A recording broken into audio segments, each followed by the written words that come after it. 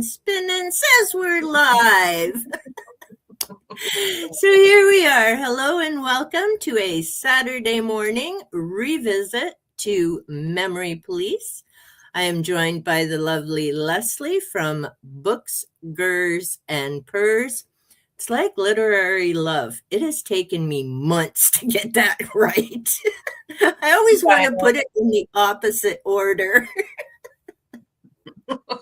That works too. Same thing. Except then people can't find your channel. They're like, oh, that's true. Or they'll find somebody else's channel who's done that. So Leslie is joining me for part 2 of Memory Police. If you've read the book, you'll probably understand why. And yay, you have a copy. I borrowed mine from the library, but it's a very complex novel within a novel, and we'll get to that. So first, a big thank you to anyone who can join us, because I know between schedules, work, life, it's not always possible to catch a live stream when we're live. We were just talking before we came on. I'm sure there are some people that are currently very busy with life as this whatever storm system is due to hit the United States. My husband was telling me about over 200 million Americans are due to be impacted by this. A lot of the snow, I guess, is hitting areas where snow is not a common thing. So, yeah, I understand why people would be like kind of losing it and worried. For us up here, it's like a foot. Really? That's like an afternoon snowfall. But again, it's what we're accustomed to with our weather. Also, a big thank you to Team Rewatch. Always appreciate it. Love reading the comments afterwards. And I think that does my regular spiel. And into Memory Police we go. Now, see, I did forget one thing.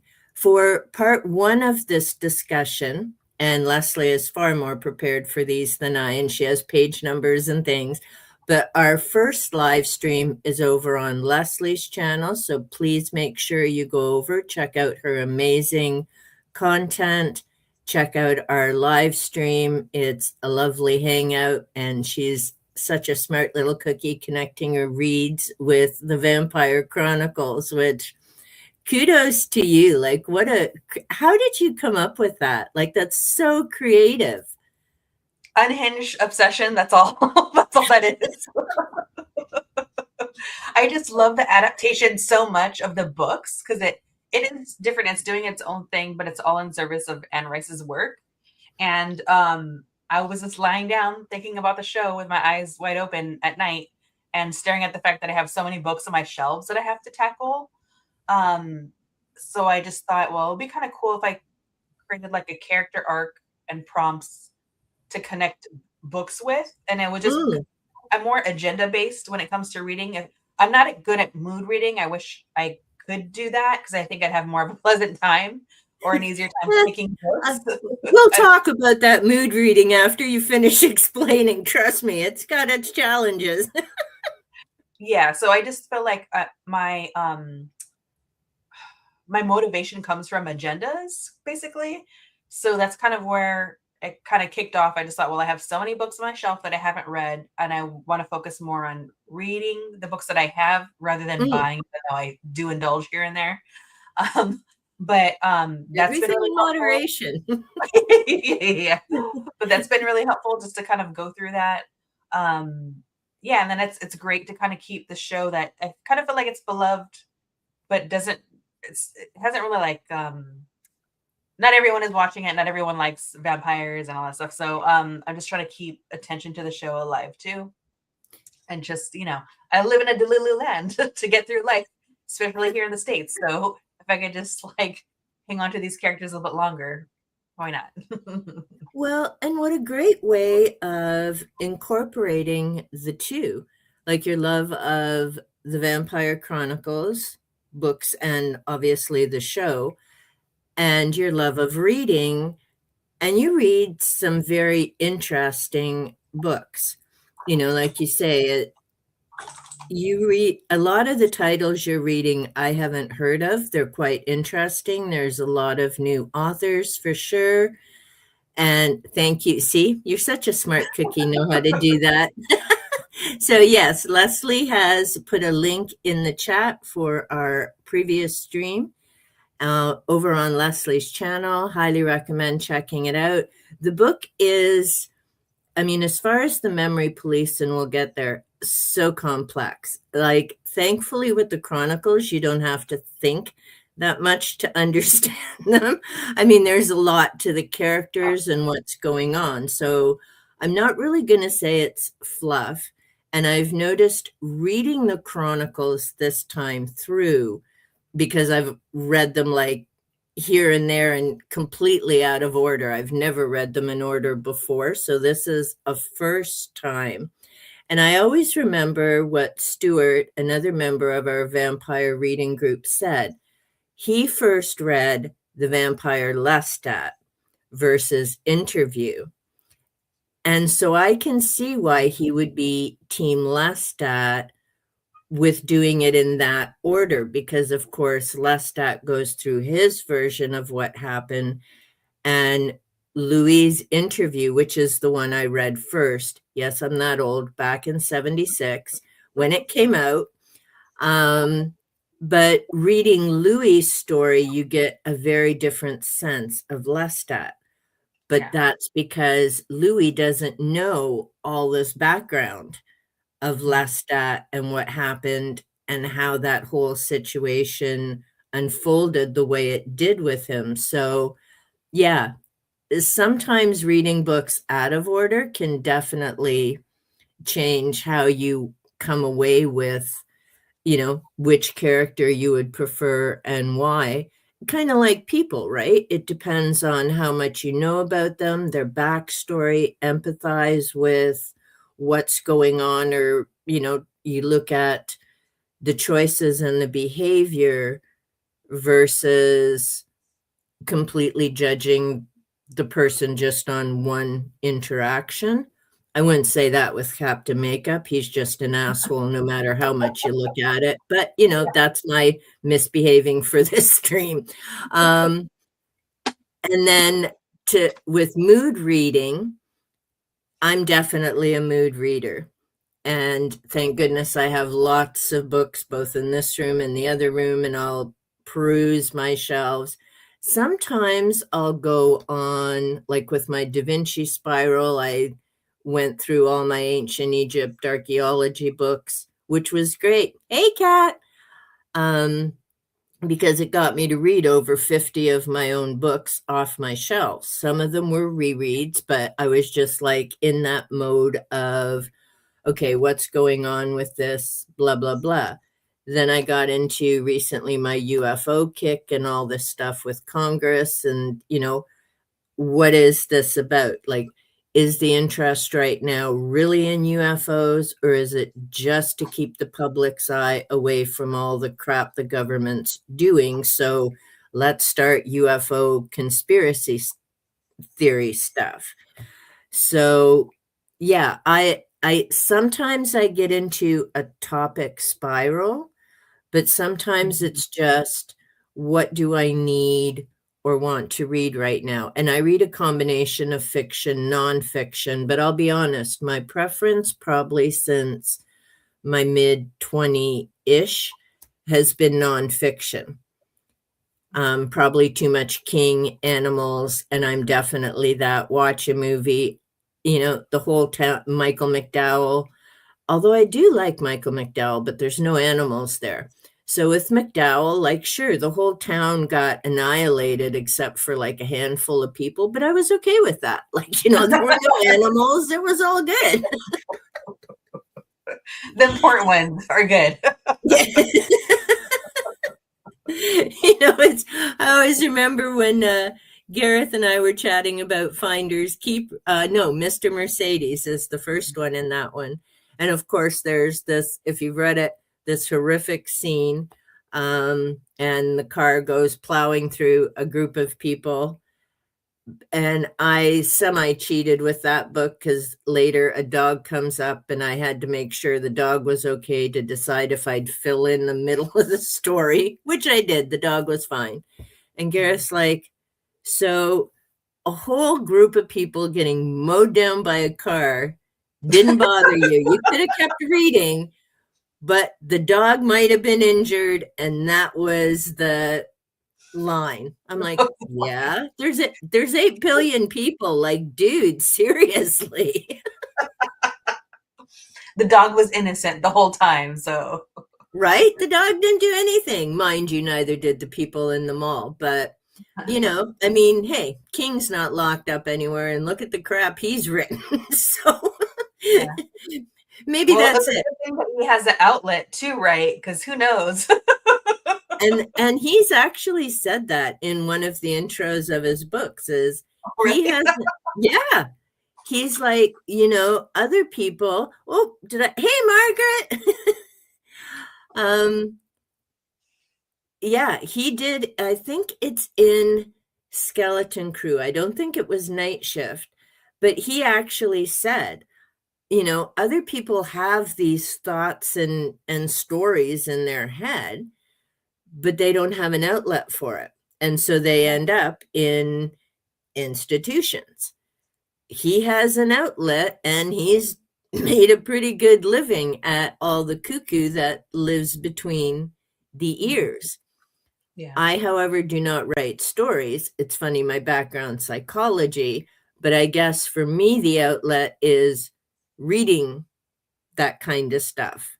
Yeah. Right. And I mean, that spins off into a whole other thing is it's not that other people don't have those thoughts.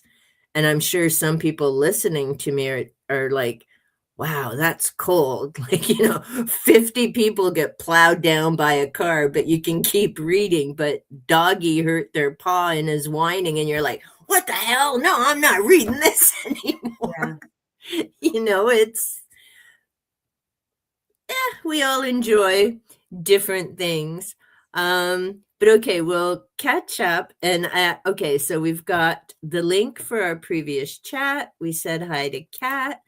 60. How many are left in that rabbit hole? Oh, I don't know. I haven't done the list yet, and I need to do my spreadsheet. That's one of the other projects coming up. Oh, itchy ear. Sorry. Other people with allergies get to sneeze and look cute. I look like a lunatic scratching my ear. I have the same issue. Nothing in my world is normal, I swear. Bad rich guys tend to live in nonfiction, not nearly as satisfying. Yeah, either way. There's a few where they get done in, but yeah, King can't be trusted. Why the dog's always got to be hurt. And yeah, it's not just him for sure. Joined by the lovely Margaret. Hey, early birds. Happy sunrise, Leslie. Ice chill, Elaine. Yeah, it is cold here, but thankfully we don't have the wind today. So it's cold. Kitty. She's been meowing this whole time. I'm like, relax. Is Ginger Terrell? Ginger. Hey, Ginger. She's going, Mommy, what were you doing leaving me out there? In the butt. I guess I'll be doing this the whole time. You know what? It's all good, and we're all animal lovers. So nope, she wants to be somewhere else. But yeah, thankfully we have sun. It is bitter cold, but not the wind chill. So we're not minus 26 like yesterday. That was cold. Yeah, that's what Lynn from Mad World, she was in my chat last night because I was sprinting, and she brought up how cold it is because she's in northeastern Ontario. Ooh, yeah. And it does typically get way colder up there. Like I'm in the Southwest. And I mean, this is the thing, right?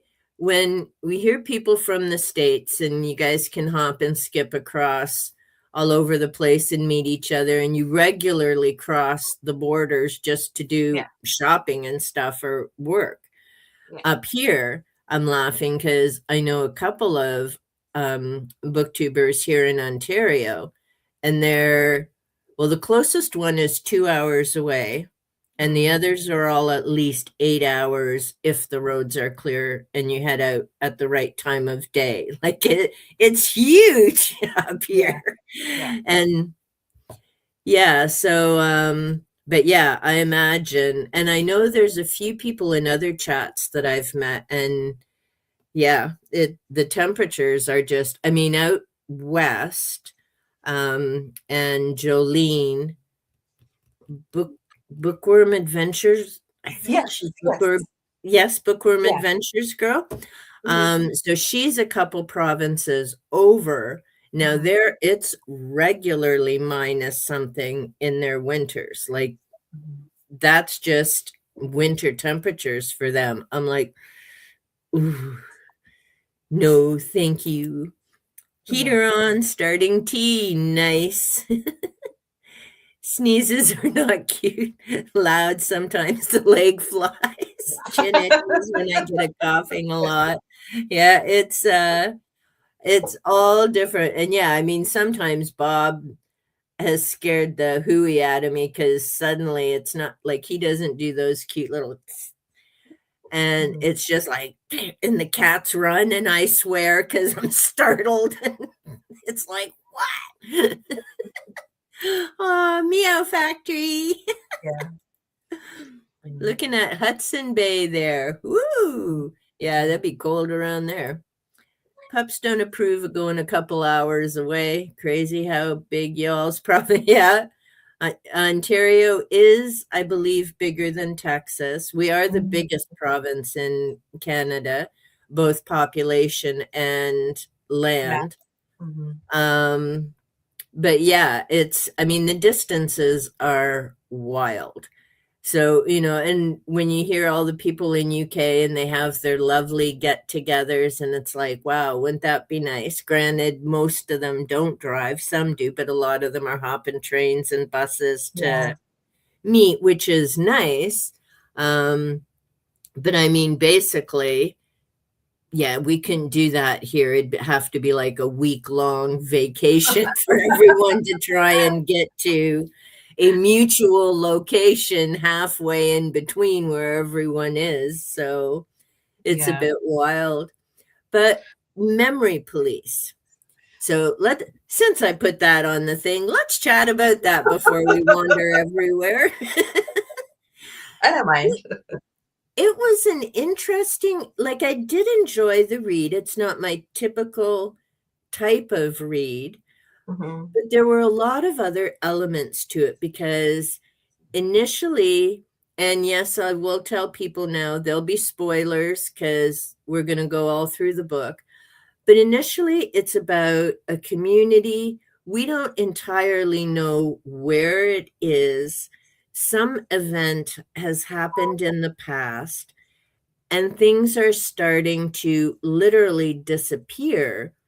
And in our previous discussion, I mean, I never figured out, I don't know if since you've mulled it over, we haven't, yeah, we haven't figured out why these people were so compliant in terms of, and I think it was pictures was one of the items. And everybody just, there's something in the air Yeah. and people know and they all go start collecting their pictures and they just start burning them or throwing them out in I'm guessing it's an ocean because there's bigger ships I think our one character lives on, and Yeah. they just suddenly are compliant. They get rid of all of these, although sometimes not everything disappears, and then they just carry on with their day like nothing happened. And then their memories start, they forget that they even had pictures or who some of the people were on the pictures. But we never quite figured out why that happened and who these memory police are and where did they come from. I kind of felt like overall, broadly, the book is about like complacency. Mm, And so we might not have all the answers, but maybe like the important part, I guess, to focus on is what you're questioning is Yeah. how could these things go on and no one rebels or takes action or organizes actively to push against this. They just kind of all go along Hmm. with that. And so I think maybe that was like the broader message that the author was trying to get to. Yeah, and I mean, we certainly see that. And that's why, as I was reading it, and maybe that's the advantage of reading some of these things now in my 60s, is because I read 1984 in 1983. There are a number of other books that have different messages in terms of how people respond to things. Like, have you read 1984? No. Mm-mm. Okay, so in there we have our main character. He works for the government, but poor as can be, barely has enough food, as do many of the working class. And his job is, I can't remember the title of it now, but basically his job is to literally rewrite history by the day. So there are three main countries, I guess you would call them, or areas, and where our main character, I think his name's William, where our main character lives, they're always at war with one or the other collective. Yeah. And of course, that's what's in their documentation. But then when things work out with one, they're at war with the other one. So now all the paperwork has to say they've always been at war with this other group and they were always friends with the first group. And they talk about, how well the economy is going and how well everything is. And they have Big Brother and there's pictures of them everywhere. Excuse me.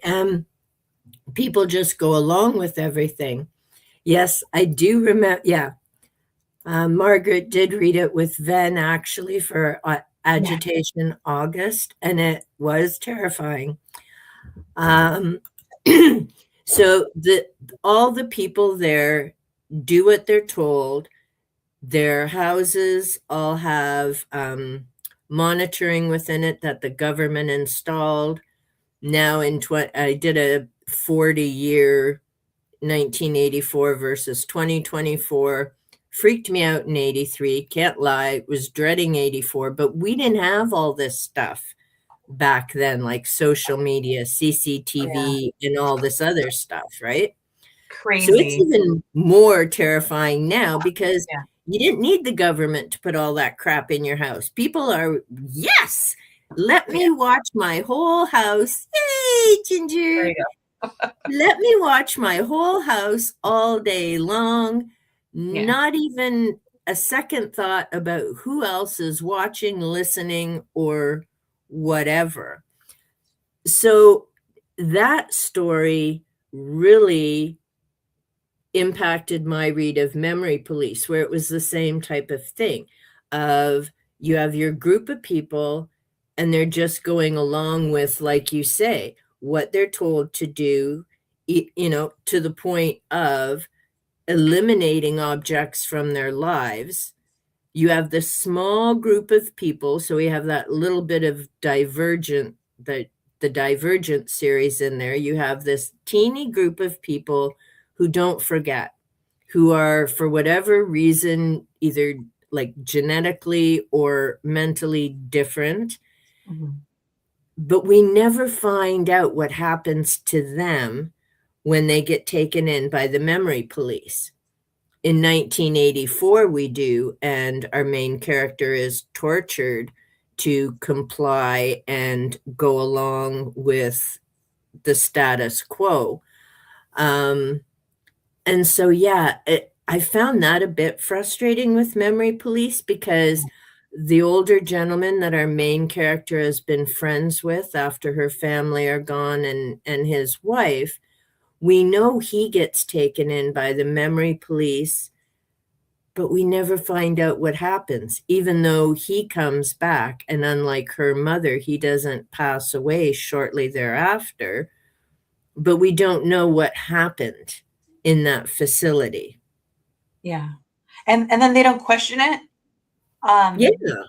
Like and then on top of that, in terms of what you said about 1984 versus then and now, we all have these devices, and I feel like we're already doing the work for the government. They could just and I mean, what was it during the Bush administration? I think it was that it came out that they are listening. They're like just randomly, just there's no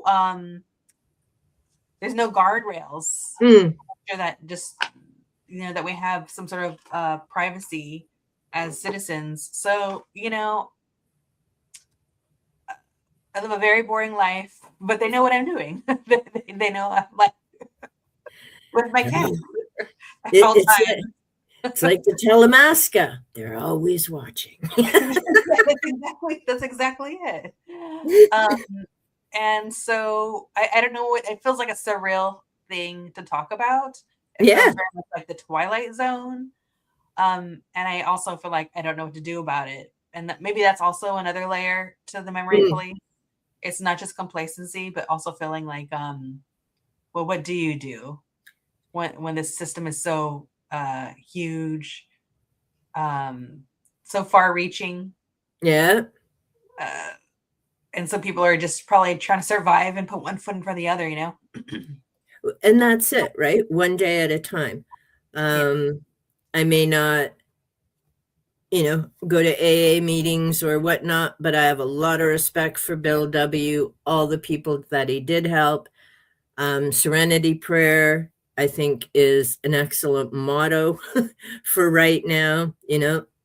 Change what you can, wisdom to change what you can, accept what you can't, but that it doesn't mean you just go along with it. It means you focus on what you can do, right? And definitely one day at a time. Now, a friend of mine who was in NA, Narcotics Anonymous, had sent me actually a copy of the Serenity Prayer, which I'm not going to put up on my channel. Excuse me, but the last paragraph is, and the wisdom to hide the bodies of the people I had to kill because they pissed me off. And I mean, we had a great laugh about it because, hey, he's in the program. We both have a very bizarre sense of humor. And I was like, oh, yeah. Yeah. You got to have that kind of sense of humor. It's either you laugh or you cry or you get angry, and it's better just to laugh, And that's it. And like you said, one foot in front of the other, one day at a time. Excuse me, because to let this pound you into the ground doesn't help you and doesn't help everybody else. And I think now more than ever, it's connecting with those kindreds. And again, for me, a kindred is not someone who agrees with my way of everything. Kindreds are people that you can have open discussions with, regardless of which side of a fence on an issue you sit, but you respect each other's viewpoints and you're not expecting them to change or demanding them to change to what you think.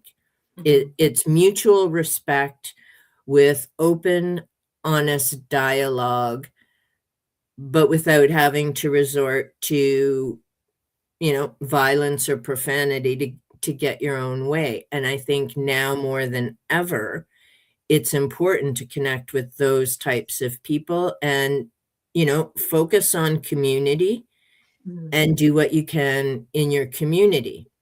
Because to be honest, and I'll catch up with the comments in a bit. What's really boggled my brain with this whole Epstein situation is don't understand why people would want to watch any of that. But I used to work with individuals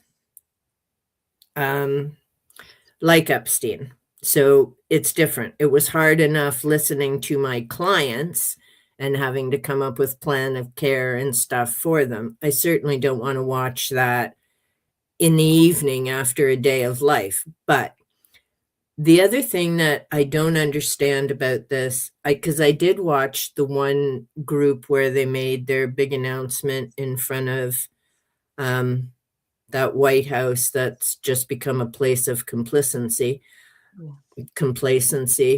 Either way, people know what I mean. But there was the thing there with a whole group of them coming forward, saying their story, why they were part of this.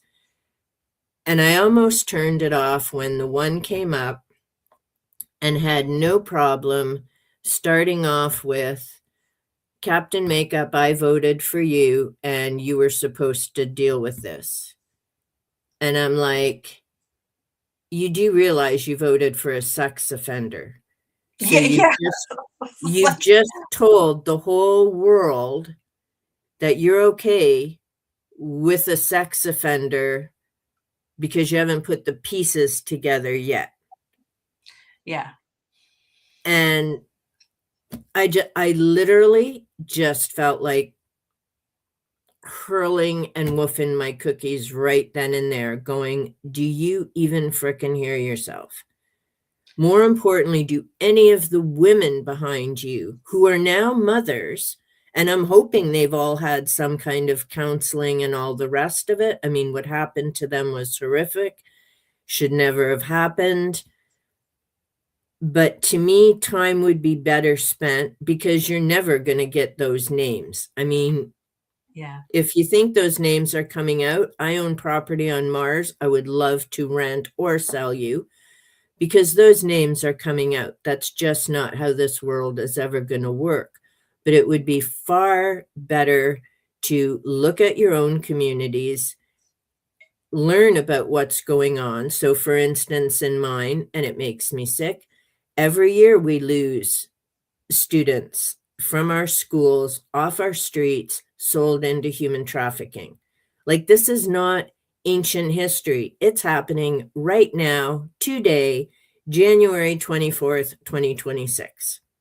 So learn, like, pay attention to what your kids are doing, learn the signs, learn all the rest of it, and stop it now. Yeah, I don't know what others. I have so little faith in humanity.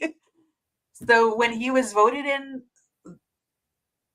when Orange Potato Head was voted in the first time, I just felt like I put so much energy into, let's say, like my community of like why he shouldn't be in office, and he was still voted in, and just having to hear people that in my life, I don't know what else they need other than what because he literally says everything is going to do. So amongst all his lies, he really the truth he really boasts about, the disgusting things that he does and things. And so it's very clear. And so it's just frustrating to see people like rationalize or justify or sweep under the blanket what he's saying, because he will back it up with his actions. And so this time around, actually, when Biden got in, I was actually surprised because I have so little faith in humanity. I thought Trump was going to get in then. And so I think I was really frustrated with, like, in the politosphere. I get so frustrated that I spend so much time not listening now because I get angry. And I feel like I'm trying to figure out how to say this. I don't understand why some people are so exasperated by him. And I think I feel frustrated or don't understand why he gets in. They spend so much time reacting instead of actually doing journalism. I mean, it's really rare that people really, when they did have an opportunity to really talk to him, like in interviews and stuff, would have like good follow-up questions. Yeah, exactly. They wouldn't do it. They would just be so, I guess you could say, emotional reacting, and he feeds off that. Oh, yeah. that enjoys that, and so they're constantly just giving him what he wants. Yep. And so by the time that he got in this time, I think again, I'm once annoyed by the people that are surprised by what he's doing. This is the person that came down an elevator and said that he admires dictators. Yeah. He said who he is the whole time. Yep. And so I think I kind of went from being exasperated to angry to just not really, I think maybe I'm not giving a shit, but just like being taking a back seat and feeling like I know it's wrong, but kind of feeling like, well, you know what? You get what you get. He said, like, you're bananas. He is a disgusting person. He's always said who he is, but it's I feel like there's like this apathy or such a huge feeling of self interest that people take Mm. on when it comes to him. They think that they could control or benefit from a monster and only care when it hurts them. And that there's a lot of excellent points you just made. Because a lot of the things, like journalism to me is no longer a thing. When I grew up, we had news. Sorry, voice. When I grew up, we had something called news and journalists who were going around the world reporting on stories. And that was the difference. They were reporting on stories. It wasn't whatever this shit is now that passes for news, and it irritates the crap out of me that these people are making between $5 to $7 million a year to sit in front of a camera, which makes them part of the 1%, not the 99% of Americans. And there's not really news. Yeah. It's clickbait like some of these YouTube videos, and you don't follow the story, you don't get the facts, you just hop here, there, all over the place. As far as, am I surprised he got in a second time? No, because one, sadly, Biden was a bit too old. And two, during those 4 years, all the political channels, and when I say political, I don't mean like Brian from Bookish, who educates and talks about books and the experience and how the government works. I'm talking about things like Midas Touch and Brian Tyler, whatever he is, who have millions of subscribers, who have like blown up way bigger since 2025. Fair and unbalanced, or Fair and Balanced, or whatever he is another one. And they have 3, 4 videos a day, and it's all clickbait, click, click, click.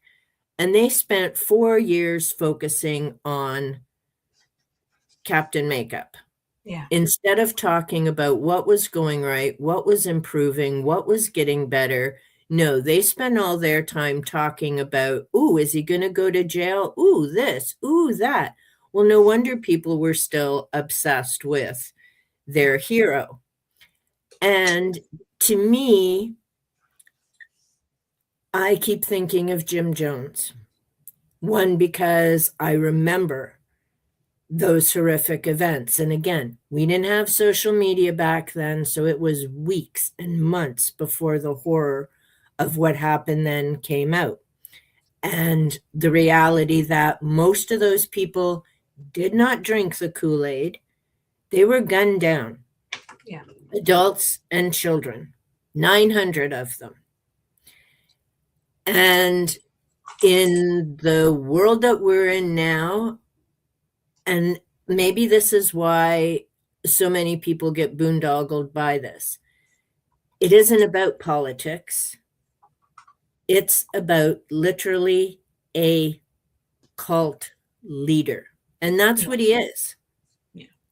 That's what he is. And when the media do present the regretters, yeah, they talk about, oh, well, I was promised this. Oh, I was going to have this. Oh, I've lost my job because. And like that one with that other group, it isn't about you're doing horrific crimes against humanity. It's you didn't give me what you promised me. Yeah. Like there's no regret about innocent people. And now I think it's around 300 Canadians in detention.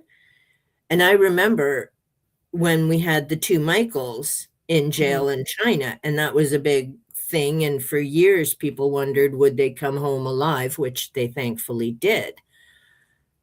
But now we have 200 plus of our own just below our border sitting in detention centers. But, I guess that's a shit happens. We just won't buy your booze and we'll get on with it. Like, Yeah. And it's the other just, thing about his administration that's frustrating is that first of all, the States it's a shit show anyways. And so a lot of what he does, as inhumane as it is, I feel like he's the one that exasperates it. But we are a terrible imperial system, and we've already done it with every administration. So sometimes I get frustrated how during Trump's administration, people they pay more attention to what's going on in the border because it is horrific. But those horrific things are going on with all the other administrations. Like, yeah. I'm sure maybe it's worse. I think he is aware of the power that he has, so he kind of like speeds things up. Yep. But the conditions You have mean been the kids in cages? Yeah, but like That it's been Obama and Biden didn't do anything about? Yeah, like none of them do anything. They're well aware that they're keeping this in place. Yeah. And not until Trump takes advantage of it when he's in power that people are paying attention. And so sometimes it's like it just feels frustrating. Yeah. It's really frustrating. I'm like, I'm glad people are paying attention, but when the regime changes, then no one cares again. They're just like, okay, everything's fine. And I'm like, no, it's not fine. Yeah, people changes. We're just like okay with that because the person that's in charge is like smiles or whatever. I don't know. Yeah. Well, and an example as well here. And if you're just tuning in, yes, this does connect with the memory police, believe it or not, because it is about a government or whoever these memory police are controlling and manipulating the population. But an example for me is Biden. I don't think he once crossed our border. He was too busy flying back and forth across the ocean. Now, am I glad that after all this hoo-ha about tightening up our borders and tax dollars going to, tightening things up, they let a sex offender and convicted felon come over and shake hands, take pictures? Like, what the hell? That's not border security. Yeah. And I'm like, it is. It's frustrating to watch. There's only, it's having conversations with like-minded people. Even if we don't 100% agree, I've got that book, Trumpocracy, sitting there. I only paid $1. I figure the information's probably more than that. The individual it's written about, not so much. But I do think it's important to learn. I do think it's important to keep your ear to the ground, but it can't be your whole day. And you can't watch it all the time because there's only so much you can do. And if you get too downtrodden and too beaten, then you don't have the energy to get back up and do what you can.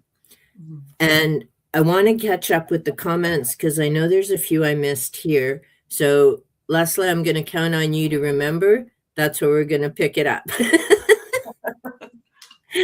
So, Margaret has a new word, kakistocracy. Okay. Oh, here we go. Bless her. Government by the least suitable or competent citizens of a state. Interesting. How to live with the knowledge that upends your existence. Is it really that bad? Yeah, starts to creep in. like the Headstown song, doubt creeps in. Yeah, and I mean, that's the other thing, right? Some people will get complacent. What worries me is the younger generation who will not have known anything different. So to them, this is their normal. And that really stands out because in 1984, the people in government were not much older than their 50s. Anyone much older just wasn't around, or they were in this other group of people who lived on the outskirts. They were monitored, just not as much as the folks in the cities, which were all blowing apart. And you find out that they're actually blowing up their own people for the sake of it's just, it's not an easy read. Let's just put it that way. But that factor also creeped me out after COVID. Well, the whole thing about COVID creeped me out, but that's a virtual tea at another time conversation. But it was mainly seniors who were wiped out. Like there is just way too much shit from 1984 that is our reality now. Especially, I remember that was an issue like in Sweden. It was an issue everywhere, but I remember Sweden, like they were having I shouldn't laugh. It's just like so frustrating because it's so ridiculous. Yeah. But they just didn't give an ish about their elderly population. Everyone was just like, oh, well. I'm like, so people are just dispensable? I don't understand what's going on here. Yep. And that was it. And that was, like I say, the creepy thing. Having read 1984, I would reread it for a couple of years because COVID started 2020. And I'll just, say, no, I don't think it started where they claim, but whoever did it, and I think someone did, that's like these other files. That will never become public knowledge. I mean, I'm not a virus expert or anything like that.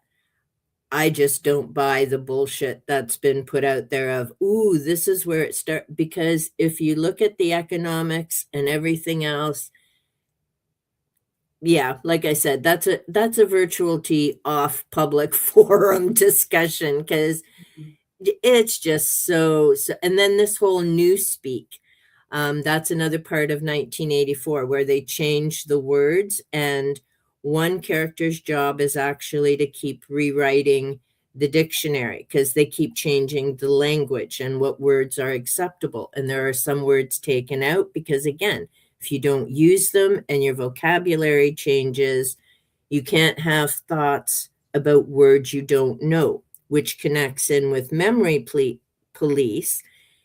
You can't keep thinking about things you've eliminated from your home or your workplace, or like the birds, like from your world, literally. And because those thoughts and memories are no longer there, you don't have that connection anymore. And Newspeak has really been standing out to me, not just because that idiotic Gulf of America shit. Oh, see my mouth. Cat, you gotta my happy place. I'm spiraling. But no, this is what I love about you. I love a good spiral, okay? We need more of you here. No, I think some days, as some of the people in my physical world, one of me is sometimes too much for them. But I really think about Newspeak in terms of that golf situation, but also the terminology on YouTube. And I haven't quite looked into the guidelines, and I don't fully understand why it became a thing, but I don't know if it's because it triggers some people, what the issue is. But to me, to keep saying essay instead of naming what it is, or to say unalive instead of saying suicide, I'm like, what the hell is that about? Like, what is it with those terms and eliminating them are you trying to do? Like when you go to a doctor, you want them to say the word cancer if that's what it is. You don't want them pissing around and tippy-toeing going, well, you have the big C. What? Yeah. Thoughts? I think it's just like like what demographic the algorithm sends things to. This, like, I think that it'll make it smaller to get that information pushed out, because there's a potential of like what that content is really about. And since they're not really going to do the work to kind of like create the nuance behind it, that's kind of part of it. Yeah, and I mean, like I say, I've just noticed it like maybe in the past year come up, and I'm like, what is this? Like, if you're going to talk about something, then name what you're talking about. Yeah. And I mean, that's the first, and maybe it's just because of my background and working with clients. So, and I mean, when I was working with clients and doing Planicares or doing an intake in the group homes that I worked in or facilities I worked at, the first time I met someone, I was always very clear. I don't use big, fancy schmancy words because I don't have the time to keep explaining and defining them. I speak very plain English. And two, if I have a problem with you, you're going to be the first one to know. I don't fancy up and make sunshiny things. I just call it as it is. And if you don't like that, that's unfortunate. I'm probably not someone you're going to want to chat with much while you're here, because this is me and what you see is what you get. And if you have a problem with me, then you better come tell me. Don't be running your mouth with everybody else. Yeah. And it's amazing how many clients, even if they weren't on my caseload, came to talk to me. Yeah. Right? You're gonna give them you're gonna give it to them straight, you know?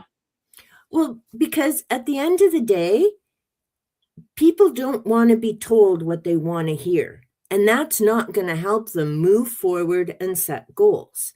That's how they got into some of these situations in the first place, was by not accurately talking about what was going on, how they were feeling, or how other people were treating them. So to keep pussyfooting around things is not going to help them. And I mean, you have to do that with caring and empathy. I mean, I wasn't a total biatch. But I remember like one of my younger clients was throwing a tantrum about something. And he had wanted like a pass to the community or something. And I was like, no, not happening. Like, because of this, this, and this. I mean, I always explain things very clearly. And he was just still freaking out. I'm like, dude, what is your problem? Can you not get over the stick in the N, or are you sliding your ass down the curve in the O? And O means no. I need to blew a gasket, stomped out of the office. And I'm like, you know, and then I had another client who had a very violent temper, which is why we saw him. And I remember he had asked for something and his staff had given in. It was on a weekend. So I wasn't working that weekend. And I came back on the Monday and I found out. And I'm like, what now? And they're like, well, you know his background. He's on your caseload. I'm like, yeah. And that's why I don't take his shit, because he's here for a reason. Yeah. And if you're going to let him know you're afraid of him, then you're already screwed. But I'll be having a chat with him, because if this shit happens on a weekend again when I'm off, I'll be coming in on the weekend to deal with him. But again, you have to have that rapport and get to know people before you can do things like that. I mean, I had coworkers say, how have you never been beaten in the parking lot after a shift? And I'm like, because I got bodyguards. I mean, I could go anywhere safely because I knew people had my back. Yeah. right? 'Cause I didn't pull punches and I didn't BS people. I'm very WYSIWYG. And so although there were people in the facilities where I worked who probably would have loved to have stuffed me in a barrel and shoved me down the river, I had more people who weren't going to let that happen. Yeah. Yeah. You know what? You said something. Oh my god! And I don't want to forget. You're talking about like being honest and and forthright. Yeah. And I don't know why this made me think about it because I was talking earlier about Orange Potato Head. Um, Something else that bothered me about when he left the first time when he didn't win, Yeah. I was frustrated because like in the political sphere, um, and all the different like news outlets were not grasping the fact that ever since he left office, he's been campaigning Yep. nationwide the whole time, which really pissed me off because he was playing his own game and Oh, they're yeah. unwilling to step in it. They're so like stuck with okay, well this is a political season. Now we got to figure out who we choose for Democrats or Republicans or whatever. I'm like, he's Yep. not playing that. He knows what really matters, which I hate to say it because I can't stand him. Is he doesn't care about the people, but he knows they need to think he cares. Yes. So he did Cult leader. whatever he has to do to get attention, which he enjoys Yep. anyways. He did for years, for Yep. years. So that's why I was surprised when he didn't get in and Biden won, but also Yep. not surprised when he got in because he was relentless. He didn't wait for whatever season. You know, American politics go on for too long for the races anyways. It But blows my mind that you people have elections and full-time jobs for elections. it's It crazy. does. It's crazy. It's not like a quick thing, but he knew that he just needs to get in. He's going to Yep. rub elbows with whoever he needs to. He's going to make promises. And it's the same thing for citizens that needed to vote for him. He's like, I'm going to do whatever I need to do. And Yep. that's something that none of these politicians to this day, I don't think they still don't grasp it. I'm like, no, the moment he left was the moment he was continuing to run. And they just pissed me off. That's what I'm getting Well, at. and even his own party did nothing, and they should have been smart enough. And I mean, it's not like the people we have here. Now, granted, and I know I have to catch up on comments. If anyone's joined us and I've missed you, sorry, I'm getting there. Um, I mean, when Carney and his wife went to the United Nations and that whole big brouhaha a couple months ago, again, I really am careful about how much of this stuff I'm watching because it does literally just make me want to blow my ponytail off because it's frustrating. And to watch first Mark Carney give compliments to that can't even put his makeup on right doofus, and then to hear his wife compliment the pinup girl for writing a letter about children in Ukraine, I'm like, number one, she can barely put two coherent sentences together. She didn't write jack squat. And two, has the world already forgotten about her showing up at the caged children facility wearing an I don't care, do you coat? Because I haven't forgotten it. So how can you be so concerned about children in another country when you don't even give two fig newtons about the kids in your own, let alone the atrocities happening with the dog killer and her gunslinging group of overfinanced people right now? Like, and this is why politics frustrates me, is I get there's a whole big other global dealio going on. Right now, I am so disgusted with Hungary. I'm embarrassed. Because with Davos, of course, Mark Carney got a standing ovation. And I did watch his speech and the questions afterwards. And I'll give the guy credit. He is eloquent and he said what needed to be said. And basically, it's with some of the comments you were saying too, is I can't think of the example that he used. I know it's quite famous. Other people would know it about putting the sign in the window, even though you don't mean it, but it's time to stop doing that. And so he was pretty clear about which superpowers he was talking about and changes and uniting, as in the middle countries are going to get squashed if they don't start pulling it together. And then, of course, the next day, Mr. Goon up there, Mark, you're not grateful enough, and Canada exists because of us. It's like, dude, crack a history book and read your shit already. Like, no, we don't exist because of you. There's been certainly economics and a lot of things between us, but no, it's not why we exist. And talk about a typical gangster type speech, like, holy jumping. But then he took, because, everything happens on social media now, withdrew the offer for Canada being part of his, what is it, of peace something group. Yeah. And sadly, Hungary's there, but from what I also understand, it's now being run by yet another one of these jerks who, I don't think he's as bad as Ceausescu, but I'm not sure he's much better in the long run. And I'm just shaking my head going like, ugh, just wow with these people and behavior. And I mean, watching him get welcomed into countries. Ugh. Let's get to the comments. So there's some water real quick. I'll be right back. Okay, so there's a word for where we're at, thanks to hateful idiots. Yeah.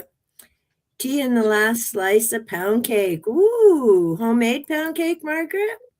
Does sound yummy. Like having the correct words. Nicer than waste of oxygen, her and Brad Nepo, baby. Excuse me. Complicity, yeah, hand in hand. Okay, good. Thank you for sharing that, Margaret. Melissa's head of the Dragonfly Home, helps victims of trafficking Awareness Month as well. Yes, thank you for that reminder, Margaret. And please be sure to check out Margaret's link. I know she had an amazing live stream with Melissa. Margaret, can you put in the comments when that was? I know I watched it. May have been a year ago now. Yep, definitely good to know.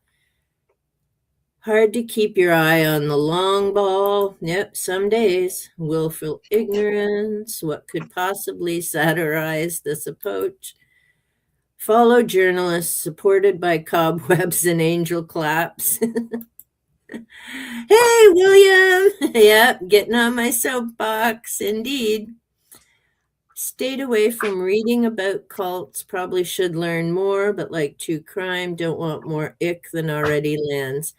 And I mean, I definitely get the point of that, Margaret. And like I say, because I do remember Jim Jones and all of that stuff unfolding here in the media, and partly because of my background in psychology.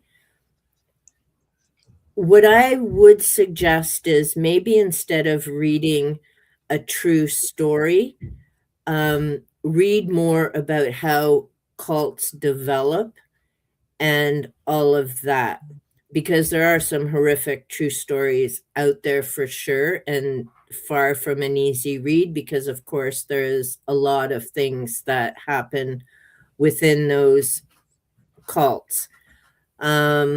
So I would say just research the concept itself.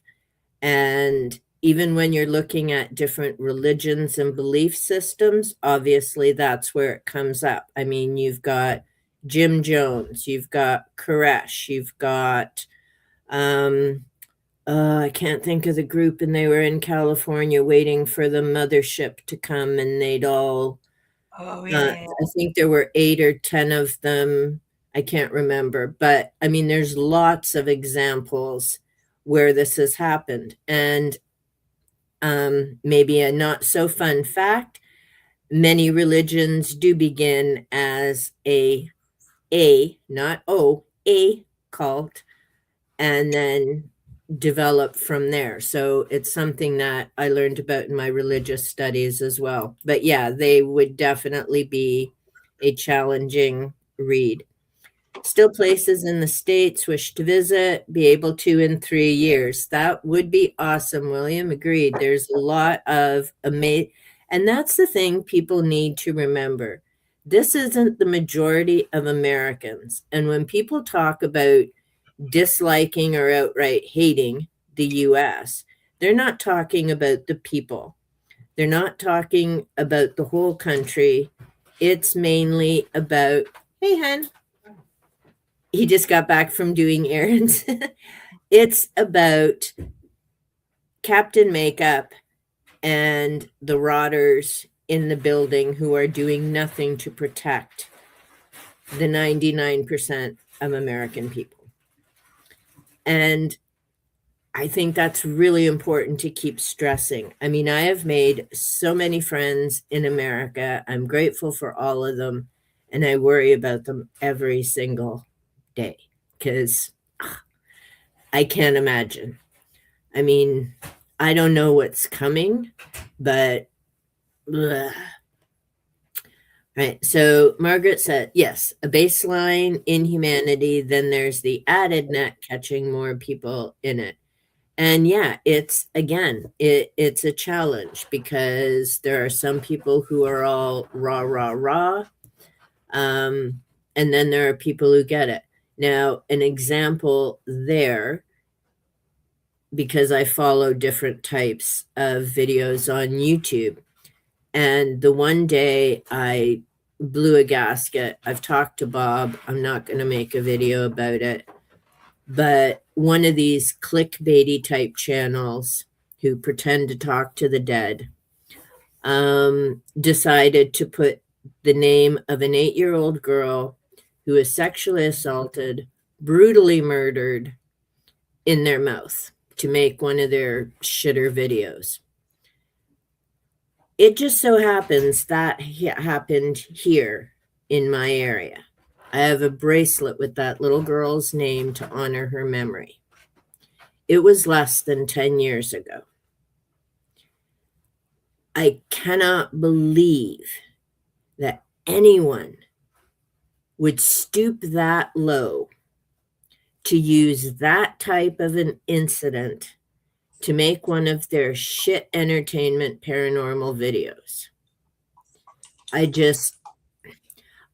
didn't know the little girl. I didn't work at the school where she was taken from. But the survivors of that horror, not just her family, but all her little classmates, are just teenagers now. So the odds of one of them, if not more of them, coming across that crap, if they follow those types of videos, I'm just like, so you can't say the words that go with SA by the guidelines, or you're not supposed to. But you can use that kind of content and it doesn't get taken down. Maybe it's just me, but there's something back-asswards to how that goes. And I know part of it's because it's run by AI, not humans. And there's no way they could actually keep up with the millions of videos that go up every single day. But I'm just like, like, how do you trash sleep at night? Because I can't see anyone with morals and ethics doing that. They sleep like the dead. They sleep just fine because they have to not have a conscience to do those things. And see, that's it, right? It tears the rest of us up, and they're fine. I mean, how you would even have thought to put that child's name in your mouth and pretend to talk to her. Okay, so here, I don't know if you know this, but there's a woman, like when I was a teen, that was on a talk show, Montel Williams. She was heavily featured on his talk show. and that was Sylvia Brown. Yeah. She's another one that she told, I don't remember the names. She told someone in the audience that asked about their daughter because their daughter was missing, and she just straight up told her that her daughter was dead. Jesus. And that child was being held into adulthood and escaped on her own. Yeah. I remember. Yeah, Sylvia Brown's someone I'll be covering in my Hoax or Holy Grail series. Oh, right. But yeah, these ITC they're called ITC. I don't know what the hell it stands for, but I know the debunkers like hop all over them. Because of course, as soon as someone passes away, the next day they're with those stupid machines. And I guess I shouldn't call them stupid, but yeah, I do. Those ones that run through the radio bandwidth. And just as an aside, hey, Noah and Dark Star, sorry if I've missed anyone else. But they go through the radio bandwidth and they bring up words, which is supposedly the dead talking. And of course, the next day, like when Olivia Newton-John passed, or anybody, Ozzy, all the rest of them, the next day they have a video talking to them. Mm-hmm. I'm like, okay. And maybe part of this is people's belief systems, because of course, when someone passes, that's when you're at your most vulnerable, right? You've just lost someone you love. Of course, you want some kind of affirmation or something to let you know they're still close by or they're at peace or whatever. And I think part of why people like Sylvia Brown and these other channels can get away with all this is some people don't have a spiritual path. They don't have a belief system. And so when suddenly their world gets blown apart with a massive loss, they're trying to find something for comfort. Mm-hmm. And that's when these other jerks swoop in and are just terrific. Now, for myself, yeah, when, I lost my dad, other people, of course, my world got blown apart, got blown apart for 2 years when I lost my dad. I was only 34. He hadn't been sick. It was a blood clot. I talked to him the week before, and the week later I get a call from a stranger. He's dead. So, first you got to deal with the shock, then you deal with the grief. But I have always been a firm believer in the afterlife and reincarnation. So although I don't have him here physically, and it still blew my world apart, I didn't need somebody else to tell me that he was somewhere else. Mm-hmm. And excuse me, I think if more people, and I'm not saying you have to believe in reincarnation or have a spiritual path or anything like that. I mean, you do you and find what works best for you. But I think if more people stop to consider that when your loved ones die, they're going to be close to you. They're not scouring around the ether to go find the stupid shit wanting to do a YouTube video and show up on their bandwidth machine saying random words. They're going to be near you, watching over you to make sure you are okay. They're not waffling by to some stranger. Yeah. So, okay. There you go. So William, born in 1985, his birthday is coming up this week on the 28th. Let us know, William, if you're still doing your live stream for your birthday and what time, because William is in Indonesia, so I know the time factor is different. Guess that's been my entire reality. Yeah, exactly. And see, I was born in 1964. And so I've had a whole lot of big stuff, like the moon landing, Nixon. Oh, it just goes on and on. 9/11. There's just a ton of things that have happened in my, I guess, short 60 years when you look at compared to other lifetimes and events that happen. Things are happening so much more quickly now, and they're like big things. They're not teeny. People avoid saying words that, oh, there we go, trigger the algorithm to restrict or censor their content. Okay, thank you, Margaret. So you were right, Leslie, trying to get the message out without being censored. Okay, got that part. Can be a pain in the arse, hey, Dark Star. I agree. How dare I not get a notification? Hey, Noah. Told my sister-in-law, say what she wants, say to my face and not to my wife. Yeah, that's families are That's a whole other dynamic. Yeah, there's a whole other spiel. Everyone's saying hi. Love all the nicknames. Oh, that must be the makeup and Pumpkinhead. Yeah, what have I come into? One of my live streams. Who knows till you get here? We know what rabbit hole we're in. Yeah, no long ball. Just too crooked, narcissistic to care. Yeah, very true. Yeah. Very true. Don't care what melanoma thinks.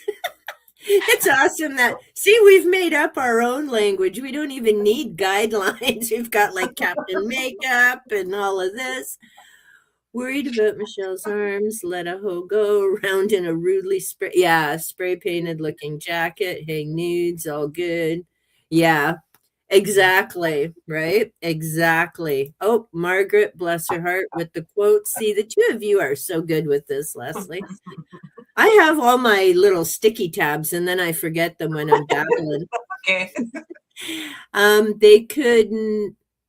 They could be made to accept the most flagrant violations of reality because they never fully grasped the enormity of what was demanded of them.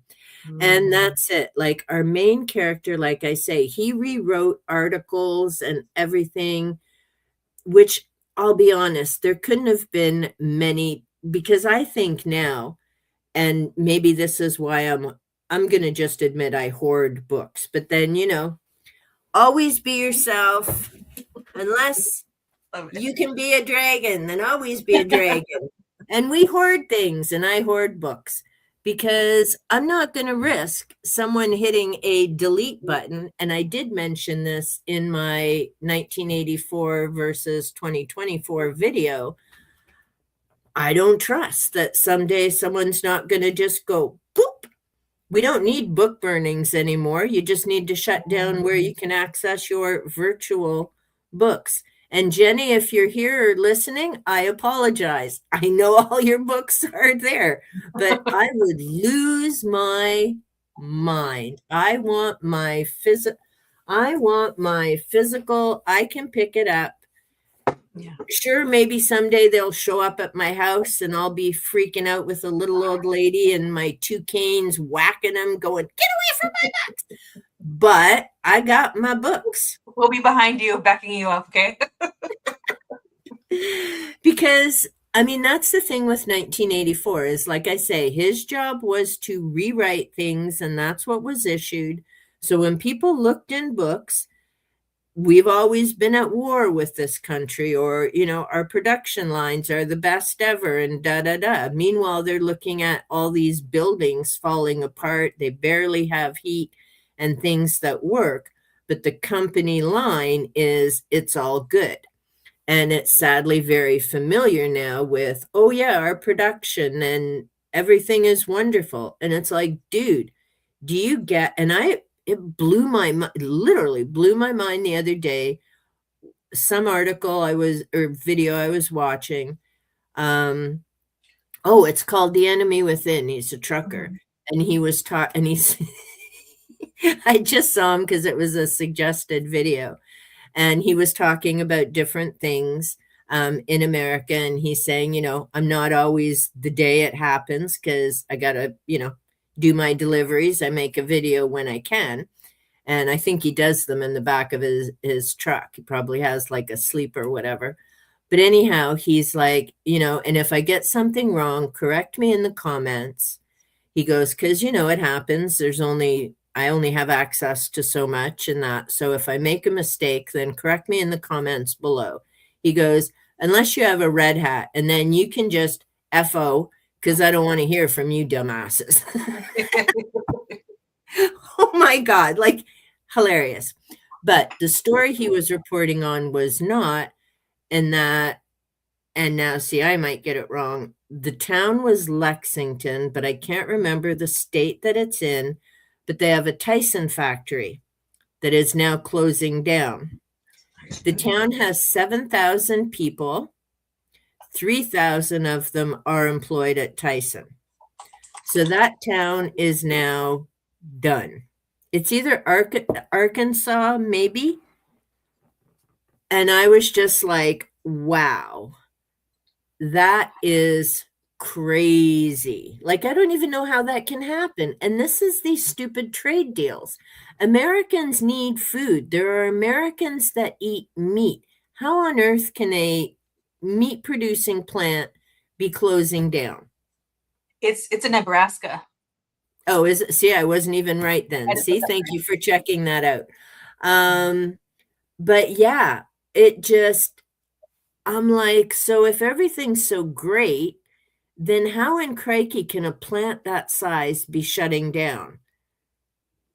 You know, it's like almost like in the gold rush when, you know, these towns popped up and then the veins dried up and then they became ghost towns.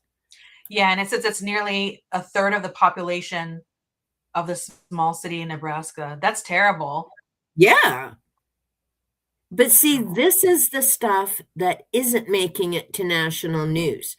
I don't remember seeing that on any of like the whatever the hell NBC or whatever, just, I don't know, they've changed names, this and that. But I didn't see that on CNN or whatever these big channels are. I saw it thanks to some trucker who pulled over and reported on it. It wasn't on any of the big media. Ooh, we only have 5 million subs. We're reaching for 6 million. Subscribe because we need to tell you about Captain Makeup making money. We won't tell you how much money we've made in the past year because of all the shit he does and we report on, but you know, we need to reach 6 million. I'm like, ugh. I'm not quite at where you are of giving up on humanity. I mean, they've never been my favorite species, to be honest. I'm there. But I think of H.G. Wells, who like totally lost it after World War II. I mean, he used to be hopeful about humanity, and World War II did him in. It's like, we're screwed. It's not working out, peeps. Well, during the pandemic, something that actually, you know, here's the thing, I'm an introvert, so I don't always like, I'll feel things, but like tears won't actually like come out. Yeah. But something that did get me teary-eyed was how well the ocean life seemed to be doing during the pandemic, because people everywhere were not going out, and we saw animal life come out. It just made me feel so bad about the impact humanity has on everything else. It's not, and it's negative. Clearly it's negative.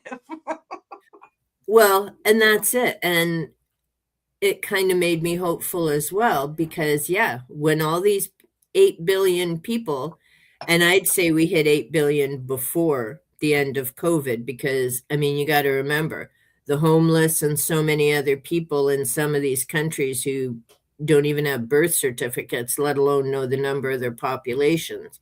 We hit 8 billion before that global epidemic was done, which, you know, don't pick on the rabbits. There's some ladies who got to be like learning the letter X and keep them little leggers shut. I'm just saying. Binding spell. No means no. And I mean, again, I know for some women, and that's not to say it, you know, if you want to have children and you're maternal and you got that clock, again, you do you. I was never born with that clock, not ever once. And a lot of that has to do with my upbringing. So I chose, instead of bringing life in the world, I would help the life. that was already here that some people should have thought a few times because they were not maternal. They just kick them out like the rabbits because there's a check coming in the next month, and they space them out so that they will have checks for many years, provided. We'll leave it at that. So, again, I mean, if you're a mom and you actually believe in teaching your child some morals and values, and you're interested in being a parent, then I think that's important. You have children. If something has happened to you against your will, I don't think you should be forced to have that child. But then that's a whole other ball of wax. Oh, that's great. I tell you, nothing's simple in this life anymore. Jeez. Yes. Thank you, Kat. Happy thoughts, happy thoughts. See, I stopped swearing. So Kat's my little touchstone for when my mouth gets salty. She brings in the tea. Yeah, when the F-bombs start coming out. Now, granted, they're not every other word. I believe in using it when it was meant to be used, not like just all the time or on a book cover for self-help. I'm like, what the hell is that about? But anyway, see, that's a whole other rampage we could go on. So, Margaret, we're not sufficiently interested in public events to notice what was happening. By lack of understanding, they remain sane. Oh, okay, that's the rest of the quote from 1984. And that's it. And see, so thank you for sharing that, Margaret, because that's perfect. And it does tie in, again, with the memory police of all these things were happening. All these people noticed it. They all felt, do you remember, Leslie, was it like a tingle? There was something in the air that they knew it was there was some sense that they all knew something was going to disappear. And then they all at the same time. Yeah, it's like they caught a vibe of whatever was being commanded of them in some way. Yeah, like it was in the air. And it was weird because, again, like we never really find out. And we'll get to the novel in a novel, because the more I thought about it after our live stream, I think some of it, well, it didn't really answer it. I've never read a book in a book before. And I think that's why during our live stream, I was questioning, wait a minute, is this a different short story I read? No, wait, this was in the book. And it was the author. Throwing me off too. Because there's so much going on, I would like blur the lines between the book within the book and the story. Yeah. Yeah, and I think it really helped to go back and I was revisiting the story within a story last night. And I think this time around, I felt like, where was I when I read this book the first time? Because I don't remember some of this. But there was... It felt creepier. The story felt creepier. And I felt like, I think this time around, that's why I might have a better sense or I feel more narrowing of the fact that this conversation may be more about complacency. Yeah. Because the story within the story is a woman having her voice taken away. Yeah. And it's like it felt like she was an observance of her own life rather than an active participant in a way. Well, and that's it. And again, this ties in with what we're talking about in terms of distractions. And that's what a lot of this stuff is, whether it's reports of UFOs and aliens. I don't think it's a fluke that all of this is becoming big, and even some of the news outlets are picking it up. Mm-hmm. Because while things like that and other things are all the big news and the big brouhaha, it's these other things underground that are getting signed into laws and everything that people are missing. And I mean, people are literally missing on a daily basis south of the border. And even some of that is being overlooked by people in the different communities and whatnot, and places you wouldn't expect people to suddenly be taken off the streets. And no one knows what's happened to the people in Alligator Alley. I'm willing to bet DeSatan's still selling his gear to support that, but they don't know where those people went, even though it's supposed to be shut down. So you have all this other stuff getting hyped in the news, but they're not reporting on what's actually happening in the everyday. Yeah. Or like I say, even learning about Lexington, that should have been on the big channels, not finding out about it from some trucker who I don't know how he found out about it. And it's a good thing he did. He's got a fair sized channel and he reports on quite a few things. And he said, even in that one, there was something that happened. It was before Davos, so it wasn't about the speeches. And he was saying, he really appreciates his Canadian viewers and he tries to stay out of talking about Canada because he doesn't understand how our government and all of this works. But there was something that he wanted to give the country a shout out for standing up to what's going on down there. But yeah, so you've got all these huge distractions going on. And I'll be honest, part of the stuff with my channel for myself, I don't want to get into making videos about different things like that. I want to provide some of the distraction, but in a good way, so that people do have the energy to get on with whatever they have to do in the everyday. Because people do need a break and a reason to laugh or a reason to smile or know that they're not alone. And for as much as I could rant and do a real scathing first skank in the dude, and I would rock it. I mean, I would rock it. I know you would. But that's not who I want to be. And they already get way more airspace than they deserve. Yeah. Right? It's not what I want to watch. It's not what I want to produce. I want to try and focus on other things like vampires, like The Listening Path and different self-help books and different ways of doing that, and coloring and fun stuff, because there's way too much of the negative out there. There's way too much of it. And I know it gets more clicks and views and drama sells and all of that. And it's not who I want to be. It's exhausting having to keep up with all that drama all the time.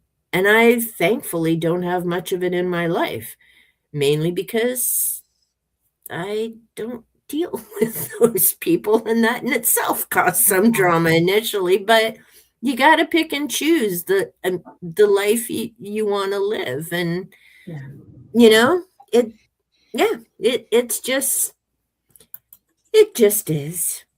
Vance book, which I'm copying over to my SG review. Yeah, Storygraph. Okay, thank you.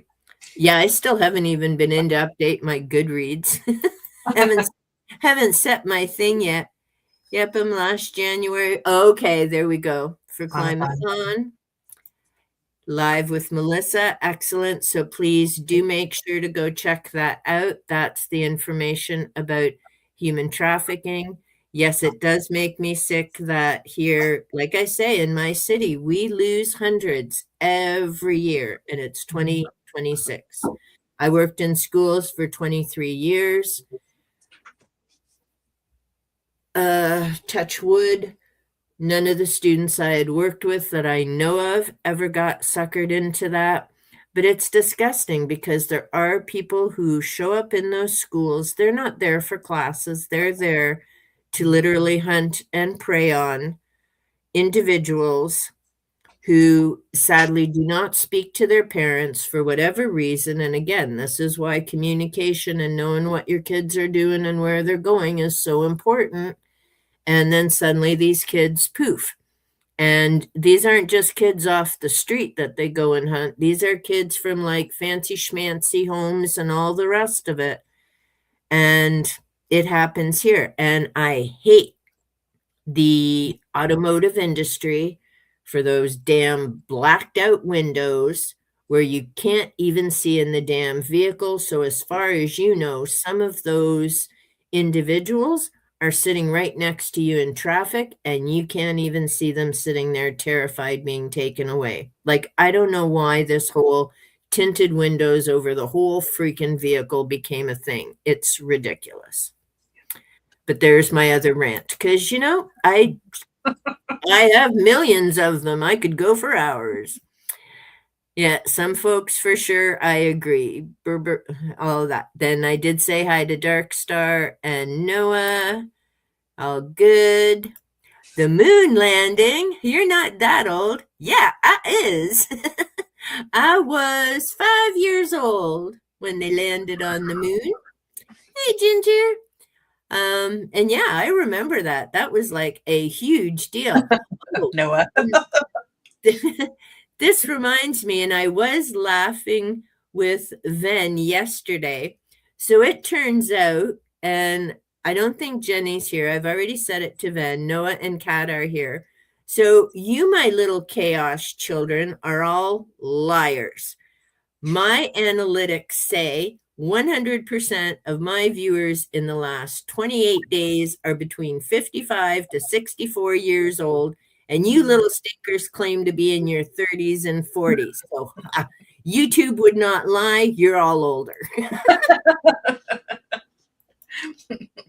Thank you. Hubs got it for me last year. I love my dragon shirt. Okay, William is doing his birthday live. 11 o'clock his time. Okay, that's 10 to 11. Daylight savings makes it confusing. Eastern time in North America. Okay, and that's on the 28th, which is on Wednesday. All right. So, yeah, Tiki did that to me yesterday, but I had a clipboard. I was going to do notes, and the clipboard went flying, and Tiki went the other way, little stinker. Okay, Kentucky may have been about the factory, I think. They don't like announcing stuff makes Putin's puppet. See, we all have our own names. Like a failure, even if anyone with eyes to brain cells can tell things aren't as great as, and that's the other in 1984. They keep talking about production is up, finances are good, this and that. And yet, meanwhile, there's no shoes to buy on the shelves. There's barely enough food. And here's the other creepy thing. Everyone is always kept busy. You are not encouraged to ever be alone because, thinking. So you work insane amounts of hours, you eat at work, and there's all kinds of activities all week long and weekends. Like your days are fully always occupied, and you're expected to be at all of these hate rallies and social events. And if you're not at those two things, then you should be working. And if you're home, well, then they're watching you anyhow because the cameras are everywhere. And again, so it's just that busy, busy, busy. So you have no downtime to process and think about what's going on. Sometimes a misanthrope. I don't know what misanthrope is. Not going to lie. The learning space. Yeah, have to explain that one. Evil self over here thinking the plant shutting. Oh, couldn't happen to better folks. All right, but play nice and think of Karma Cat. Yep. He's defining me, a person who dislikes humankind and avoids human society. There we go. I guess I'm a misanthrope as well. Which is funny for someone with a psychology background. Is it really? I'm a bit of a conundrum. I would put in crazy overtime. You didn't screw with my clients. I would advocate to the nth degree for them. But then when I wasn't at work, yeah, don't come hang out with me because I need private time. I need at least 2, 3 hours. Don't talk to me. I don't want to see anybody. But I do love going out for dinner and socializing. So again, that whole conundrum thing. But there we go. Now we know what misanthrope is. Hey, Van. No worry. Napping is good. Well, naps don't work for me, but they are good for people who enjoy them. Naps are, and Kat does enjoy them. She gets to nap with her fur balls. May have a nice one again soon. Yeah, no doubt. Kona. Oh, yeah. Kat had some big dental work yesterday. Oh, that's right. Yeah. Pups got me pinned down snoring. Give the pups hugs and yeah. Oh, I hope your mouth feels better soon, hun. Because yeah, you had a brutal day yesterday. Got to start on my activism course. Good for you. Toying with the idea of starting another course. Awesome, Margaret. My own personal curriculum, yesterday's live topic. Yes, I do need to go back and team rewatch. I was stretched out finishing Merrick yesterday. Yes, I'm ahead. You are ahead, man. I am. It's the only way. Go ahead. No, go ahead. No, you. My show, you. Armand, I think that really took me out. I felt like I was having a little bit of a time warp versus the experience I had when I read it the first time and this time. So I think I'm still digesting that. But I need to catch up if you're already on Merrick. No, because I'm a month ahead. Like I've planned it out so that everybody's got oodles of time in between. I'm just getting ahead because I mean I can't be behind. I'm supposed to be running the group, right? So I'm getting ahead. I've got the books tagged. I'm making notes. I'm actually going to start doing some mind webs and other things with the books. But because I want to also start my vampire series, I need to get a bunch of other books cleared kind of out of the way so that I can keep up with having that content. But I think the vampire content is going to be every other week because I want to get to a place where I've got at least 2 to 3 weeks of videos ahead so that I can work on other things in the meantime and keep a flow without suddenly hitting a wall, or if I have a bad week with my back or whatever, then I don't record and then I'm starting to play catch up again. So I really want to make sure I've got lots of stuff prepared in advance and keep up with the groups. Like, I mean, ACOTAR is going to finish processing. February, we're finishing. At the end of February, we're finishing book 3. March is the novella. April, May will be the last 750-page chunky monkey. But then that's the end of that group. Yeah. And then we've still got a few. So and then I've got buddy reads in between. I just started listening to Christine the other day. My library had it as an audio, so I'm doing that as a buddy read. And then the Testaments next month with Dave from Dave and Olive, the second half of The Handmaid's Tale. So yeah, I'm ahead because if I don't, I'll never be able to keep up. And thankfully I can remember the books and I've got my cheat sheet notes. But yeah, we'll catch up. And then I really want to get into this book in a book. Now, how are you doing for time, Leslie? Oh, I'm fine. I don't have anything scheduled. Okay. I'm good. Because I see we're coming up to 2 hours. So I just wanted to check. Shout out to the general strike action in the Twin Cities. Okay. So, and I know there are a lot of groups that are trying to stand up and for freedom of speech and uniting. And I wish more of those people is what the news was covering. And again, right? You have to look in your communities. You have to talk to people and make those connections, whether it's virtually or in person, so that you can see there is a light there. It's not all darkness.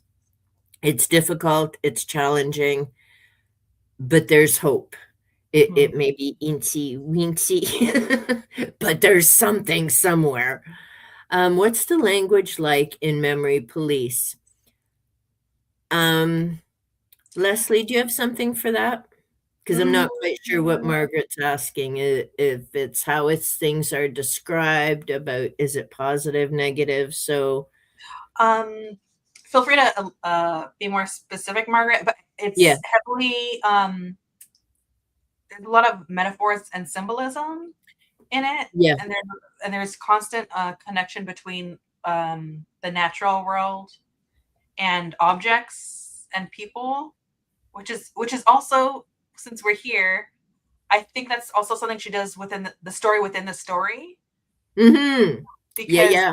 it's she this character exists, and then separate object would be the typewriter, but then at some point it feels as if she is within the typewriter, and then Mm-hmm. the typewriter then traps her voice.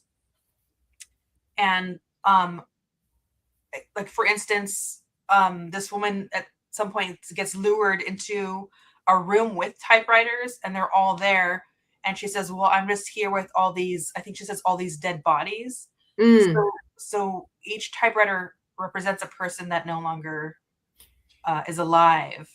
So Yeah. there's just a lot of symbolism. It flows really well, but it's also with incredibly vague at the same time. Mm-hmm. And Yeah, so I that's agree. a frustrating part of the book. Yeah, I think that's beautifully put, well explained. And yeah, I agree. There it's definitely a lot of symbols versus just talking about the situation. Hmm. So yeah, that's a perfect way of describing it, Leslie. Thank you. There's one I watch, Amanda's Mild Takes, twice a week, lists all of her failures, very uplifting. There you go. You got to find those To happy ones. to be validated, basically, right? You're not the only ones. Yeah, exactly. Um, Margaret, somebody, oh, TikTok. Tiki Talk. I love how Jack from Spread Book Joy, she calls it Tiki Talk because she's a teacher. She's like, yeah, my students hate it when I call it Tiki Talk. I'm like, I love it. So one on TikTok starts off her weekly headlines with, there we go, L's for the week, and it's only Tuesday. Okay, I'm missing something there, but is that the same? Oh, okay. Is that the same gal? Yep, that's her. Okay, so they both does them on Fridays. Funny. So they both have a connection on their TikTok and Happy Watcher. But the only way I can, yeah, get through hearing what's going on. Thank goodness for comedians, stomachs shifting through all the news. Yeah. Yeah, I agree. I mean, it's and yeah, right. It's so hard. Um, right, because you kind of have to pay attention so you don't get blindsided, but you can get too much in a spiral and overwhelmed. And this is the other thing with social media and all this other stuff is sometimes it's just way too much and you can't process or digest, and then you're on to the next thing and the next thing, and you still haven't quite caught up with whatever the big deal was a few days ago. Like, no wonder there are so many mental illness, or some people call it mental health issues, because it's just so freaking overwhelming and uncertain these days. Yeah. It's just wild. Oh, bye, Noah. Sorry. Thanks for coming by, kiddo. An amazing stream. Much love. You're not that old. 5 years old when they landed on the moon. Yep. Wow. Okay. Cat saying bye. Good head scratches. I'm so old. Yep, you are. Okay. YouTube told me. Okay, Noah. I don't want to hear that, because what does that mean? How am I in context to you being old? Okay. Look at that beautiful lush hair in your shot. I don't want to hear it. Not a wrinkle in sight. Am I? No, you're not a man again, Kat. So yeah, this was about the stats. We were saying because I looked at my analytics. I looked at my analytics, and it does at least now have a division between men and women. It's not 100% this or 100% that, but it's still at 100% between 55 to 64, which is hilarious because I know from the comments, and I know because I've talked to people, they are not the age, they are not 55 and over. So I don't know how the machines figure it out, but which makes me wonder about any of the other numbers they figure out. It's like, seriously, if you can't get something that basic straight, how the hell can you tell me how many clicks? Because it's not views, it's just people who click, not the people who watch front to back the whole video. That would be much nicer, but it is. Okay, he's saying yes, maybe yes, he's old. Bye, all. Love the bounce with the landing. Such a cutie. Oh, yeah. That was Ginger. There's always a bounce because she's a big gal. And Margaret wanted to know which tangerine. That was our sweet Ginger. Leslie's days fully occupied. Thinking's bad. Yeah, sometimes. Says to do things make me have to hide stuff. There we go. Thank you, Margaret. Answers it. Sounds good. Humankind does kind of beg to be hated generally. Like it better if people were puppies. Yep, me too. Puppies and cats. Hey, look at this. We're almost caught up. Oh, L's for the week. I know that one. And there we go. Also breaks down political impact on the ground in layman's terms. Awesome. Hey, Ginger. You can tell Daddy's home. I don't even have Tiki asleep on the chair today. They're in the living room with Bob. But yeah, it is. Okay, so amazingly, we've caught up with the comments. And okay, so let's talk about the story in the story and how it relates to the story. So our main character, who we never have a name for, everyone else has names, but not our main character narrator. And she's an author writing a story, and we get bits and pieces of it through different chapters as she's sharing what she's writing about. And in the midst of all of that are these things disappearing. So we're learning about her family. We're learning that something has happened with this community.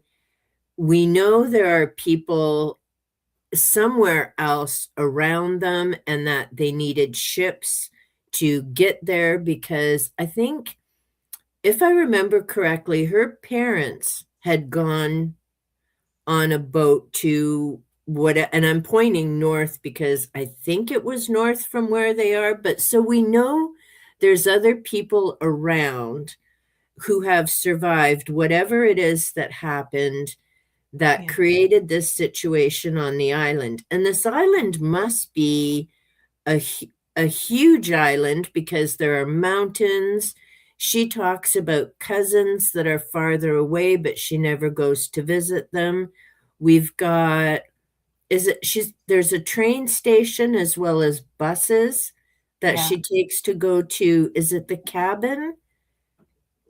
Did her family have a cabin they used to travel to, a vacation spot somewhere? There's things there that she goes to get later in the story. Yeah, I don't remember. I think you're gonna remember that part better than I can. But I know also she commutes to a factory towards the end where she works. Yeah, so we know that it's a large island because there's all these things built up in the structure. We know that there at some point in time had been contact with other communities not on this island.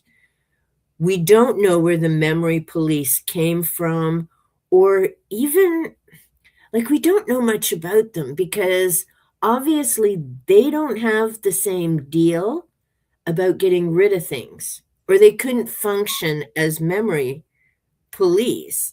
We know they have some kind of detention centers or holding centers, but we don't know what's going on there. Like I say, when the older gentleman comes back, we don't find out what happened to him there. Like we Yeah. don't know if there was any kind of torture, mind control, whatever. And so we don't get any clarification with that. Mhm. And then in the story, it starts off with a man and a woman. She goes to take a typing class. She becomes involved with the teacher, and he's always watching over her. And then she still, I mean, I grew up with the old school electric typewriter. Well, actually, I thought the electric typewriters were hoo-ha because in grade 9 we had to use the old, and I mean, I miss those suckers. Those were good on a day you were furious when you could just the carriage around. Yeah, I love typewriters. So the typewriter, and then there was kind of like the word processor, which is the Yeah, electric one and yeah, I like the original old school typewriter better. yeah. And so she's gone to this school, and then when she's with this man, and she's still got her machine, and then like you had shared, Leslie, um, her voice starts disappearing, and she's having to rely more and more on this machine to share her thoughts. And this goes on for some time. And so, yes, big spoiler, this is the novel in the novel. So this goes on for some time. Then the machine breaks down, and he says, well, he'll take her to go get another machine. And that's when they go up in this building that, no one else goes to, and the door's locked. And when they walk in, there's all these other machines there. And then he ends up locking her in there. Yeah. And she can see out the window. And this is where you were talking about the complacency and tying in with the general story. She never taps on the window and tries to get anyone's attention or ask for help. She just watches the world. And then there's all this bizarre sex stuff that Yeah. happens, and the clothing that he brings, and the food, and it's just not ACOTAR boom chicka wah wah bonkers, No, but it's no. still bonkers. Yeah. And then the big issue happens when on the island, and that big tingle or whatever it is happens, books disappear. Yeah. And the library's destroyed, and she, as an author, no longer has a job because what she did is no longer a thing. And that's where I found it's like trying to think of what is the universe expanding into if it's the universe. Like, what the hell else is out there if the universe can expand? Mhm. And it's that same head explosion with how do you forget being an author in books?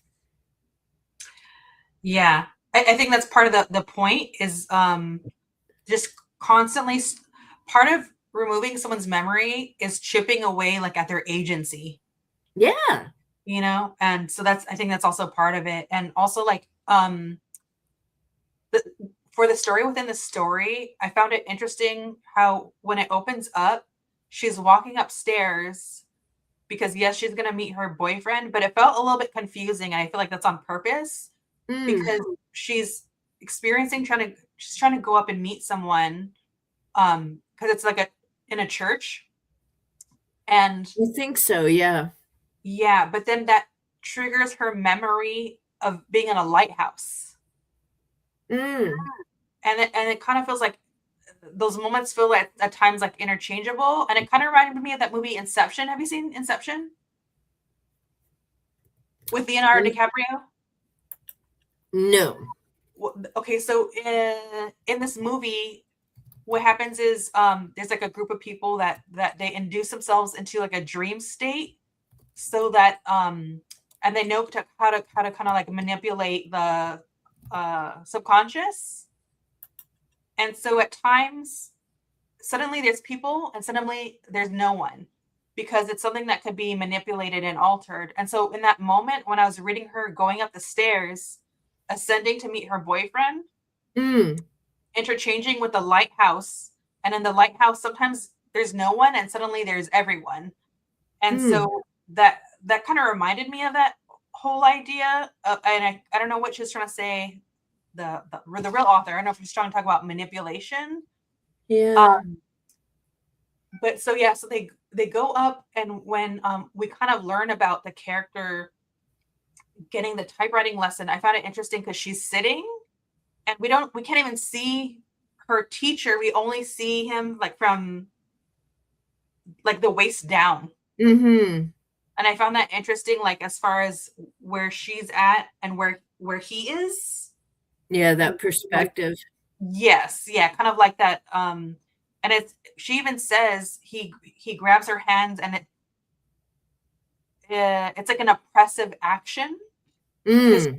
and he's like making her grabbing her fingers and pushing on the typewriter. Yeah. But she also doesn't do anything. She has all this fear, and it's kind of it's confusing because I also I'm like I realize what I'm saying, and I know it's not like a victim blame thing, but I think it is speaking to complacency because at no point when does she feel that does she get up and say, hey, this makes me feel uncomfortable, and leave. Yeah. There's like a power dynamic there that Oh, the for author sure. wanted for, I'm just going to check and I just need to pop for a minute, make sure hubby's going to feed the kiddos. And we're almost caught up on the comments. Ven has taken his spawn home. Oh, okay. Okay. What do we? So I'm gonna leave cat there. You and Cat can talk kitties, and I'll be right back. Take your time. Take your time. It's okay. My cat. I'm also gonna let my cat out. She doesn't like. Oh, one second. Go ahead, Ginger. The Ginger is being a handful this morning. She meows constantly outside the door, and then I close it, and then she wants to go back out, back in, back out, back in. I can't believe how many kitty cuddles you get. Jack tolerated it, but none of actually go for snuggles. Ginger, she's the chunkier one. Let me tell you. If you want to say cuddles feel good. I was asleep on my stomach. I woke up and Yeah. I had like such a pressure on me. Thank goodness I wasn't having an anxiety attack. No, Ginger was asleep on my upper back, and I was kind of like this. And so I kind of turned my head because I was trying to figure out what's going on. I look, and there's this cat face right. It's like right in my face. And she just starts going like this. She starts pawing my face. So speaking of cuddles, she loves to do that to wake me up. Before, when she was younger, she would take out one nail, so very intentional, and just kind of like poke me to wake me up because I would picture doing it. Now she's lost all decorum. She just straight up slap me with her paw to say get up and feed. So that is the price I pay for cuddles. That's where I'm Thanks, at. kiddos. Had to get the scoop. Well, so yes, and I knew Hubs would feed them, bless his heart, and so he has to go feed Lily and the birds as well because it's noon here right now. But our little Boo, so while we're talking cats, so Panther did have his senior checkup last weekend, and it was all good. His ticker's good, his mobility, all that was good. But we had to wait for the blood results until Monday. Most of the blood results were good, but it turns out he has a thyroid condition. So he has to have pills. Panther has never in his 9 years taken any type of medication for anything. Yeah. So, and he's also been stress grooming since Xena passed in November because he's the last of when we had a house full of 6 for many years. So as much as he loves Tiki and kisses her and plays and chases her and all of that stuff, he's been immensely stressed since Xena has left us. Mhm, mhm. So we've got the thyroid condition, we've got the stress, we've now got vaporizer type things with kitty calming vibes. And he started his thyroid medication, but yesterday he threw up. Hmm. So he Mhm. can't take the pills. Not that he enjoyed taking them anyway. Yeah. So now he's got to be switched to liquid, which will take a few days. But yeah, so our little boo is stressed, but he's loving. If you've seen the pictures of the click, the couch that goes like this but lays flat, he's Yeah. loving it flat. Mhm. And we bought him a binky because he only likes certain types. Although he's discovered he's enjoying the like that fluffy, they think they call it sheepskin or whatever, the soft. So yeah, he's enjoying that. And I've got a weighted blanket, which helps with my back, but it's too heavy to keep it on the bed because then I can't move. So that's not good at night. So I leave it on the click. Panther loves it. Now he either lays on his blanket or lays on the heavy blanket plain with the sheepskin curled around his back. So, I mean, dude's not hurting by any stretch of the imagination. He's just, chilling down Does Tiki like to be cuddled? with her dad. Oh, okay, I was gonna say in terms of stress, but I mean every cat's different. I I don't use it now, but I had to during the pandemic because my smaller cat Tariel was really stressed out and over grooming. I one I put scarves on her because she was licking like around her neck really Oh, badly, yeah, and yeah. also I got it's like a baby wrap or whatever, but people also use it for their cats. So I would wear a wrap while I was working from home, and I would stick her in there. And she's not really cuddly, but I think because she was stressed out, Yeah. go in there, burrow, and sleep. And so Oh, my back took a toll, but I needed to do something to get her to calm down because I had to concentrate and work. And so that was yeah. really helpful when she was like stressed out.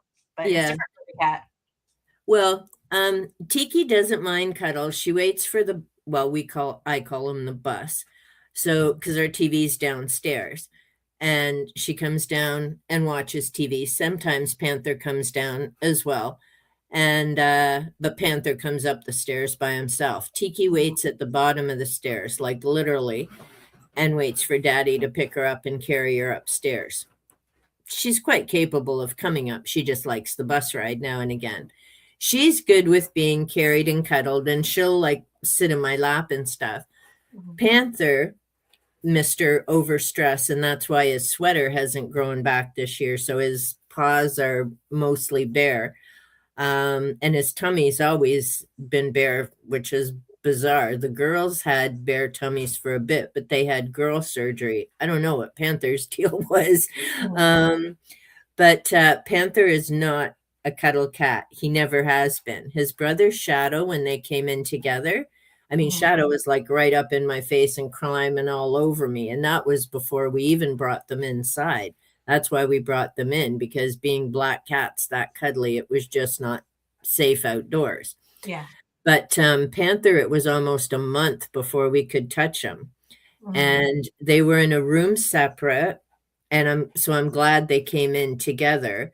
But I mean, we always went in and spent time with them and, fed them, made sure they had water, everything, had playtime together. But we had to keep them there for a month. One, because they had, I think it was worms or something else. Cedric had just been diagnosed with multiple myeloma the month and a bit before. So we had to have her stabilized to make sure chemo was working. And we couldn't risk her catching anything, Yeah. obviously, from them. So they had that month together in the room. But like I say, Panther would sit there at a distance and watch Shadow just be a goofball running all over me and, love me more, don't go yet. So he's never been Mr. Uber cuddly, but he will lay on our feet or he'll lay semi close. Mhm. And it's funny, until the click, he would not come up on furniture beside you. Mhm. Like our futon downstairs is also flat, so he can stretch out watching TV or sit up propped with pillows. He'll sit there beside you. So with him, he just needs space to scoot if you get too snuggly. Yeah. And so he wouldn't jump up on the sectional that we had, even though there was tons of space, and he always watched Lena, Xena, I got it. I got it. I yeah, made the correct head. Xena stretch out on me, and he's like, yeah, no, that ain't gonna happen. But now that I have the click and he's got all this room to stretch out and these blankets that he loves, he'll actually come up and lay beside me, but Mm. don't touch him. He's like, don't pet me. You can look at me and enjoy me. And so, and I do remember Jack, because when I first met Kat on her Friday night reading sprint, she would spend time with Jack, and then the boys would come and get their time. So Jack was a beautiful, fluffy gray kitty, but yeah, no huggles and snuggles, and same as JB. I mean, he's adorable beyond belief. He's so sweet, but only head scratches with JB. And Panther, like I say, to try it. Well, he's too big for me to carry anyhow, but yeah, he's not Mr. Cuddle Carry Me. Shadow, on the other hand, which is why Bob really misses him tons, was also a big daddy's boy, waited at the door whenever Bob got home, and then wanted to be carried everywhere, even though he was a chunky monkey like Panther. It's like, Daddy, carry me. Yeah. So they're all so different. Okay, funny how she's known for that very simple tagline. What am I missing here? That's probably earlier. I don't remember. Was that maybe the politics? Yes. Yeah, I think that was. Okay. And then we had Ven um, taking his kids. Margaret's going to do some morning reading. Take care. Thanks so much for joining. And okay, so now we're back to the story. And yeah, so she's up in the room. She can see out. She doesn't try and get anybody's attention, but she's sharing what it's like to see the world go on without her. And I'm trying to think of when, and then of course the books disappear, and then somehow she manages to, her editor Mm-hmm. is in that creepy room in the house, which I still can't wrap my head around. How do you suddenly have this huge gap between two floors that nobody notices? There's a room for somebody to stand in there and space for a bed and a toilet. Like, that's a pretty big honking section of a ceiling, I Yeah. would think. That part really didn't make much sense to me of how you could hide something that big. Have a nice nap. Well, I kind of find it interesting that there's two things going on. One with the editor, Yeah. and another thing also with the story within the story, how she gets trapped in this room that she also says she didn't know existed. Yeah. That and specifically in the story within the story, it's a church and there's like a clock tower. And I find it interesting that it's in a church, which you would think would be a safe space, Hmm. and it's used for these other community activities like learning how to type. But instead, there's like nefarious activities going on in there Hmm. that are really. It's a teacher that's preying on the students, and so I found that. I also feel like that's another. It doesn't happen in the story, but it happens in the story within the story, and I find that Hmm. interesting. That's symbolic, and that it specifically the author uses a church. Well, and sadly, there are a lot of articles where the folks at the pulpit worldwide, not just in certain countries, and in the schools. That, by the way, we're an import from America. Hmm. Here we still have the buildings and everything going on with that. Most of them in the States, they don't even still have the records, let alone know where the hell the buildings are or the names of the people who, or the children who disappeared. Yeah. So, and yeah, again, that's why there's just so many layers and levels to the story of, the symbolism and what was going on, and the message of this author is, is it about paying attention? Is it about don't be complicit? Is it about be mindful that it may look like a safe place, but you still need to be aware of what's going on? And, don't just silently let someone, whether it's move your hands on a typewriter or whatever, um, let you forget Hmm. of who you are, and that, because like I say, with the author, suddenly what she did is gone. The building where these few books, because they really didn't have many to begin with, but suddenly all these books are gone. Her career's gone. She has the editor who has a wife and a child, but you already know where it's going with him having to stay in that dinky room, because he's not coming out of there anytime soon. Like, Yeah. this isn't a community that's on the verge of change or transition. And so the two of them suddenly becoming a couple isn't really that much of a surprise. I mean, he doesn't even have windows, so I can't even imagine the drag emotionally that would be. So he didn't get to see his son. He doesn't get to see sunshine. I know what I'm like when there's not sun for many days. And then there's all this stuff going on in the world. Like, emotionally, I don't even know how this guy didn't go nuts like in 3 weeks. Hmm. But then I'm claustrophobic too. So yeah, Yeah. I wasn't going to be down there anyhow. It's like, yeah, no, I'll take my chances with the cops. See ya. I think it's just like purely survival and feeling like he doesn't have a choice. Um, but yeah, and also I find it interesting that because the way the story within the story, the way it's written, and Mm, again, sometimes it feels like there's these jumps and vagueness in both stories. I found it interesting that okay, so she there's this character, and before anything bad happens, I think she hears a bell, and there's already this sense of fear, but she mm, still continues on, and so she's getting her typing lessons, and I thought it was interesting that she starts out, um, it's not chronological, right? She already is with this person's already her boyfriend, mm. and I'm like, how did this person even end up how did he end up in a relationship with this person? Like, because Yeah. from the offset, it seems like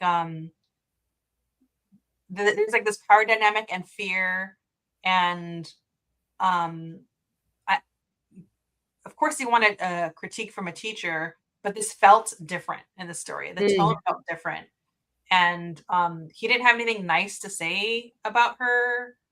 Uh, so it's confusing. Like she loses her voice. She's trying to communicate, and so she's using the typewriter, the keys on the typewriter. yeah. Um, and there's, and yet he like randomly brings up how bad her work was. It's just like it's Mm, very confusing. I'm like, typewriting, it's not that serious. Like she's getting lessons. But I just found that really interesting when those little like nuggets of him being nefarious come out mm. before anything really uh does Develops. yeah, before we really understand that he's very clearly a villain, character. Yeah. Um and I had a in the story, I wish I could remember, but in the story, she writes something down like the letters, being able to type in the letters might be a connection to her voice. Mm. So there's constantly in the story there's a connection between like different objects and textures. And here's she's the author's constantly making connections between things that you think wouldn't have a connection. You know, Mm. like letters, like so I guess I kind of feel like, well, here's text to voice. And she's saying that there is a bridge between these things. And I kind of feel like she's doing that because eventually the character no longer has that bridge, right? Yeah. The typewriter stops working. Um, and what you thought about that? It's, I mean, trying to make sense of it, and it's like trying to make sense of two separate stories, but these two are mashed together. So you're trying to figure out what's disappearing in the world as these different parts of the story, as this main character writes these parts of the story. So there's the connection to what's going on out in the story or in the real world, I guess, for lack of a better way of saying it, compared to what's going on in the story and things disappearing and this woman's feelings. And I don't think it parallels her relationship with the editor. And he certainly doesn't speak down to her, treat her badly. Whereas, like you say in the novel, we know that particular teacher, he isn't trying to uplift her or inspire her. He's trying to control her and take her over. And the more and more power he gets, she ends up losing her voice. Or, and this is why I thought of the two stories, because at the end of the book, remember I was saying I couldn't for the life of me figure out, did this woman physically disappear? Because she talks about going through the boards. And how did these people think their body parts were disappearing when their body parts were literally still attached to them? Yeah. But then in the story, she's talking about this room full of all these machines and all that bizarre whatever it was between the two of them, and I'm coming up to feed her, but she's starting to disappear in the room as well. Yeah. And in the story, it also ends with her disappearing when he brings a new woman. Mm, And the mhm, cycle is obviously going to repeat. mhm, mhm. And that's when well, a lot of the book confused me. But that's when and that of course happens before she fades out in Yeah. the world part and the editor disappears to take his chances. But it was like, so both of the females disappeared in the novel. She disappears when the guy brings a new woman. Yeah. And in the story, she disappears into this room that who knows if anyone's ever going to find it, because the editor's gone. The old man had passed away a little while ago, and she really didn't talk to anybody else. But again, it's what's happened to this island where people have their body parts and they don't even know they have them. Yeah. Yeah. You know, it's like that trick when at first they're supposed to forget they have a left leg, and that's what the memory police are watching for, to see who's still walking normally, because how do you fake not knowing that your leg's gone? Did I say that right? You Yeah. know what I mean? Like, Yeah. they're looking for who's going to stumble and who's just pretending to forget. There we go. That's the way of saying it. And it was just, yeah, it scrambled my brains for a little while. Like, there was so much this isn't, I mean, you could read the book relatively quickly because it's not a chunky monkey, Yeah. but to figure out the content, like we had what, a 2-hour chat on your channel the first time. Yeah. And I mean, okay, granted, we've been kind of here and there here, but it's over 2 hours, and it's still like it's just I don't know. I keep thinking lately of Shrek and onions and layers to ogres. There's just, Yeah. and I can't remember where that came up recently. And I just watched Shrek a little while ago because I love it. But I it definitely is, feel there's layers. yeah, I definitely feel like it's meant to be symbolic of, Mm, yes, complacency, bodily autonomy, and um, if no one's um, no one's rebelling against this, and so they're really also trying to just like um, how do I say this?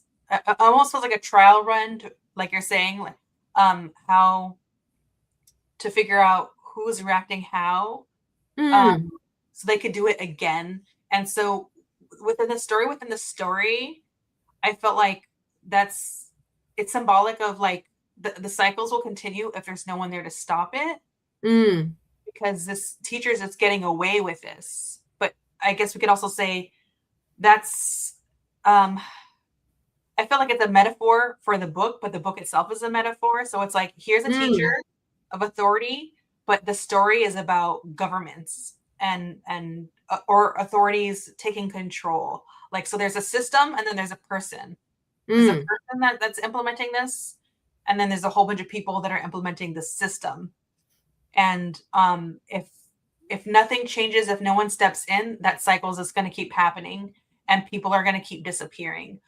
And so either disappearing as in they're murdered, or disappearing in a way your rights are taken away. Yeah. And so that's kind of how I felt about that. So I think if we try to take it literally and try to understand, we're never going to understand, because I Right. don't think it's necessarily meant to be taken in a literal sense. Yeah. And I mean, it's not just their rights, but it's possessions as well. Yeah. You know, pictures, books, perfume, like all birds, Yeah. you know, which that one was, I'm like, how do you get the birds tall? So it's almost like everything knows when it's supposed to disappear because they couldn't just disappear the birds. Yeah. And I know when we first kind of tried to make sense of this and we're discussing it, we were trying to figure out like how did they control the people? I mean, the novel in the novel is the woman already doesn't have a lot of confidence. Hmm. You know, she's very low self-esteem, very uncertain, very fearful. um, Speaks a lot to what happens in domestic violence cases, right? You've got that male controlling figure. Well, actually, that's not fair. It's not just males. Yeah. Yeah. There's domestic violence regardless of who the two humans are in the relationship. Yeah. But in the novel, so we've got this domineering, controlling male who's like literally moving her hands on the typewriter, towering over her. Um, and for whatever reason, centering her out in that classroom, like maybe the other women had more confidence and were not as malleable as Mhm. she would have been. She was easier to control and dominate. And then he ups the ante by having her at his home.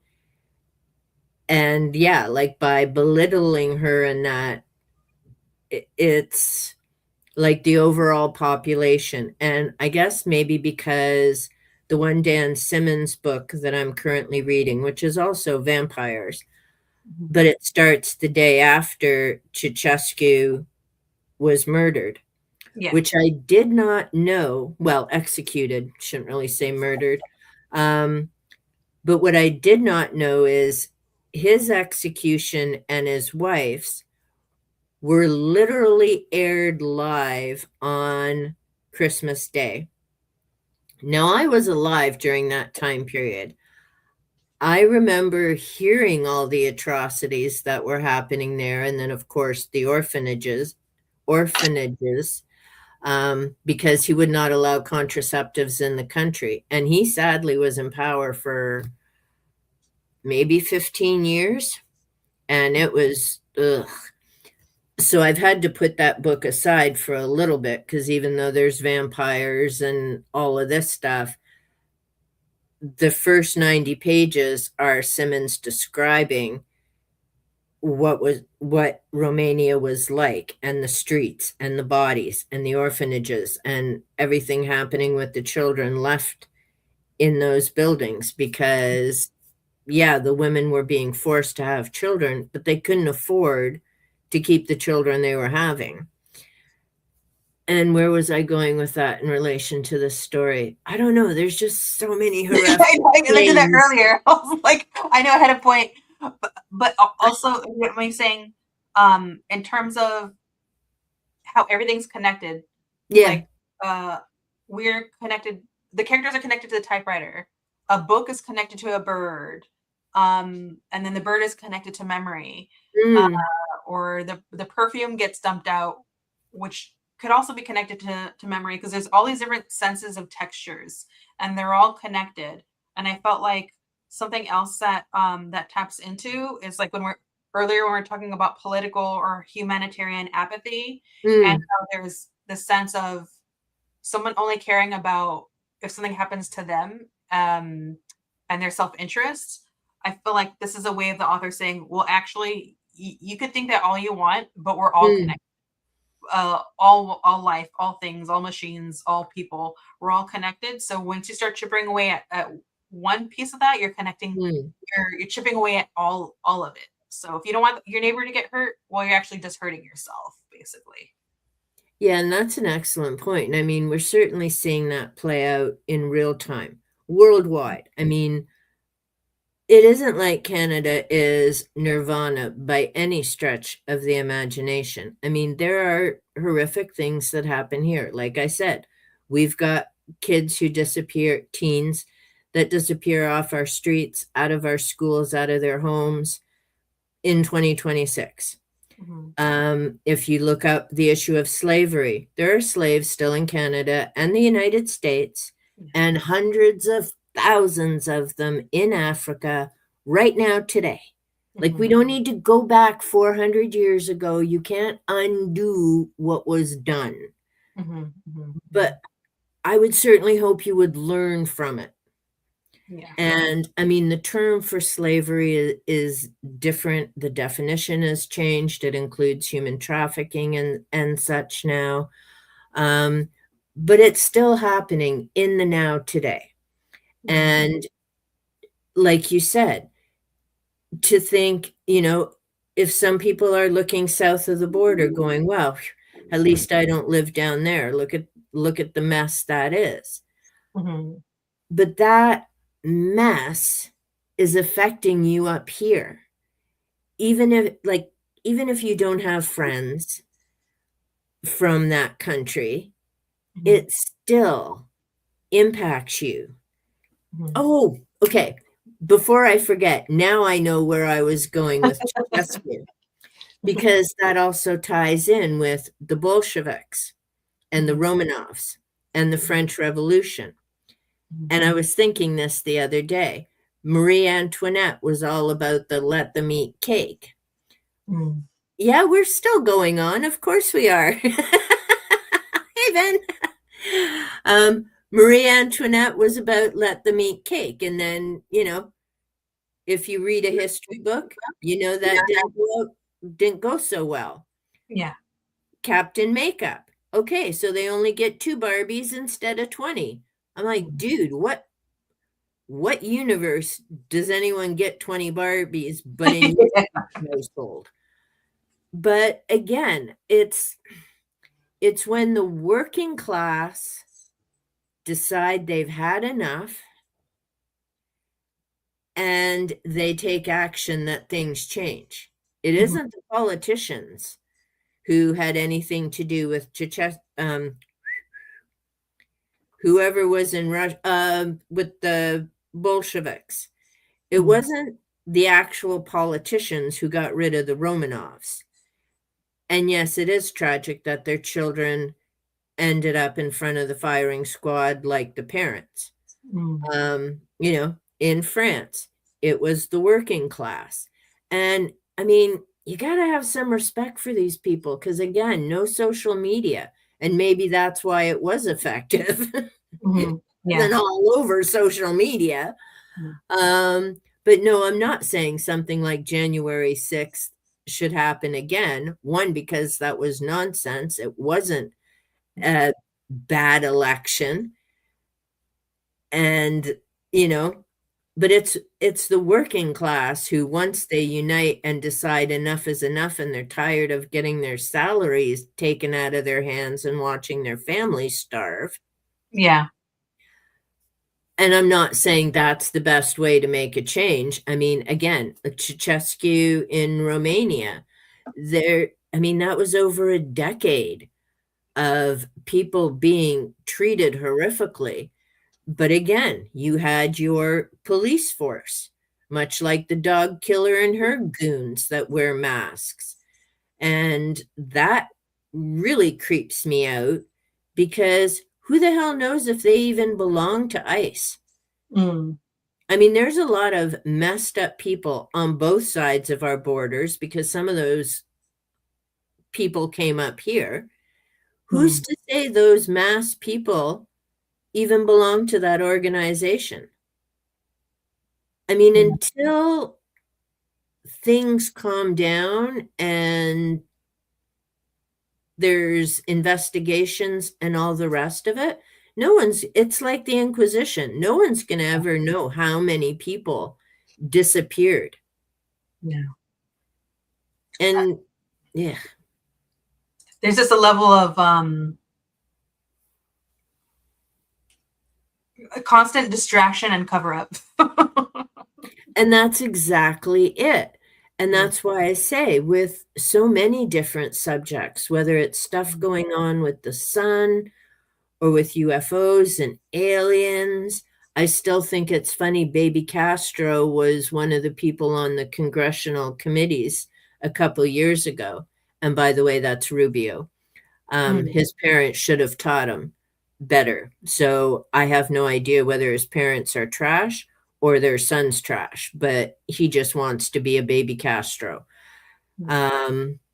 Either way. So there's all these other things going on for the first time ever. And I can't even remember why I decided to click on it because we don't have cable. We haven't had it in eons. But I decided to watch a monologue from Colbert, which I haven't watched in ages because I'm just so sick of hearing about Captain Makeup in every fucking monologue. Yeah. It's like, really, talk about obsessed. But in this one from just a couple nights ago, so it must have had to do with this peace board and all the rest of it. And his one comment was, because it costs $1 billion to be on this thing. And he who cannot put makeup on properly will remain chairman even after he's no longer president. Sweet deal if you can get it. Bonus of making the group, I guess. But it's $1 billion to join. And Colbert's comment was, well, at least it's $1 billion to join that. CBS sold out for 16 million. And there was like a big cheer because, of course, he's coming down to his last few months. And they're, of course, still going after Kimmel and Myers to try and get them off. And I think Fallon as well. And it's just like, I don't know. Because you're right.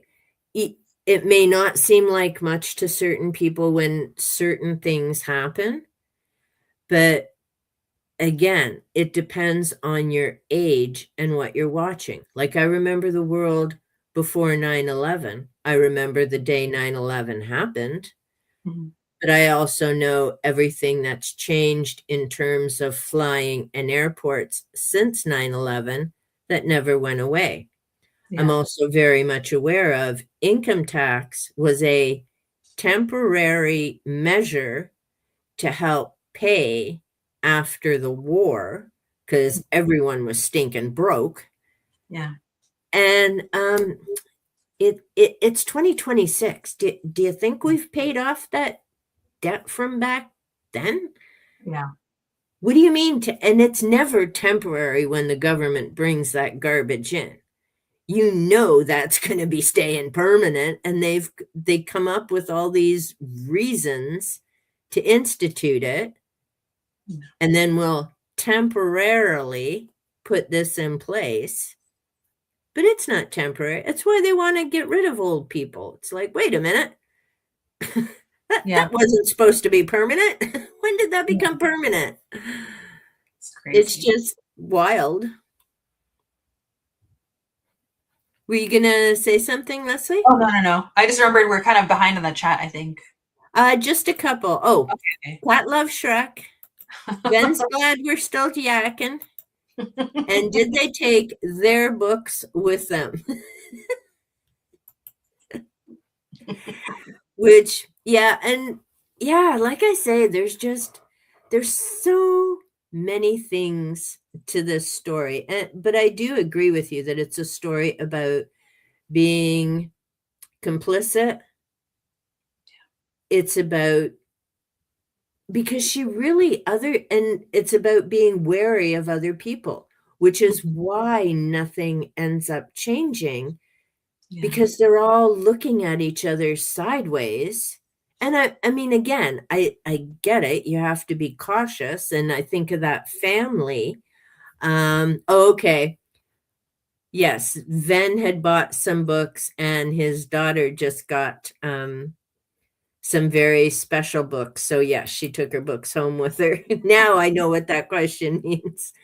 But so in the story, and I remember the university professor, and he's escaping with his children.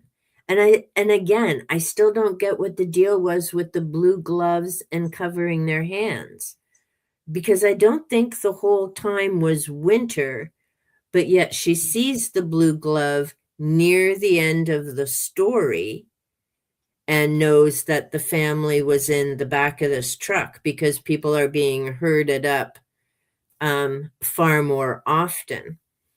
And it just, I mean, again, it talks to the ripple effects, because we see, like, with the older man from the ship, the professor and his family trying to escape.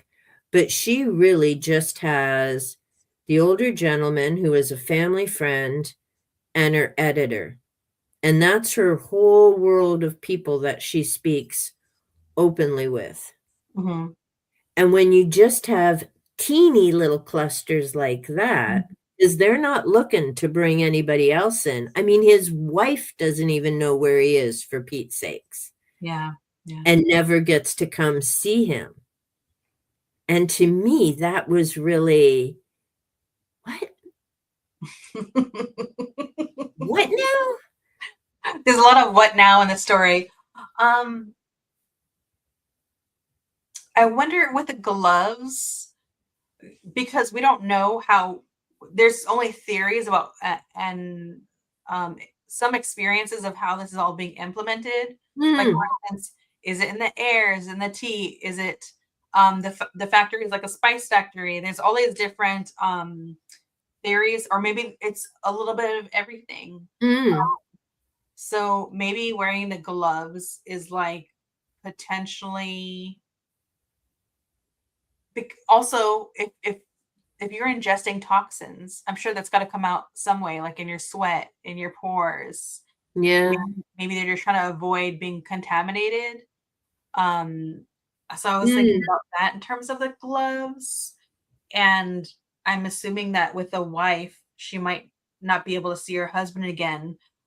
But there's an element of, one, being too scared to ask, two, want to keeping her husband safe.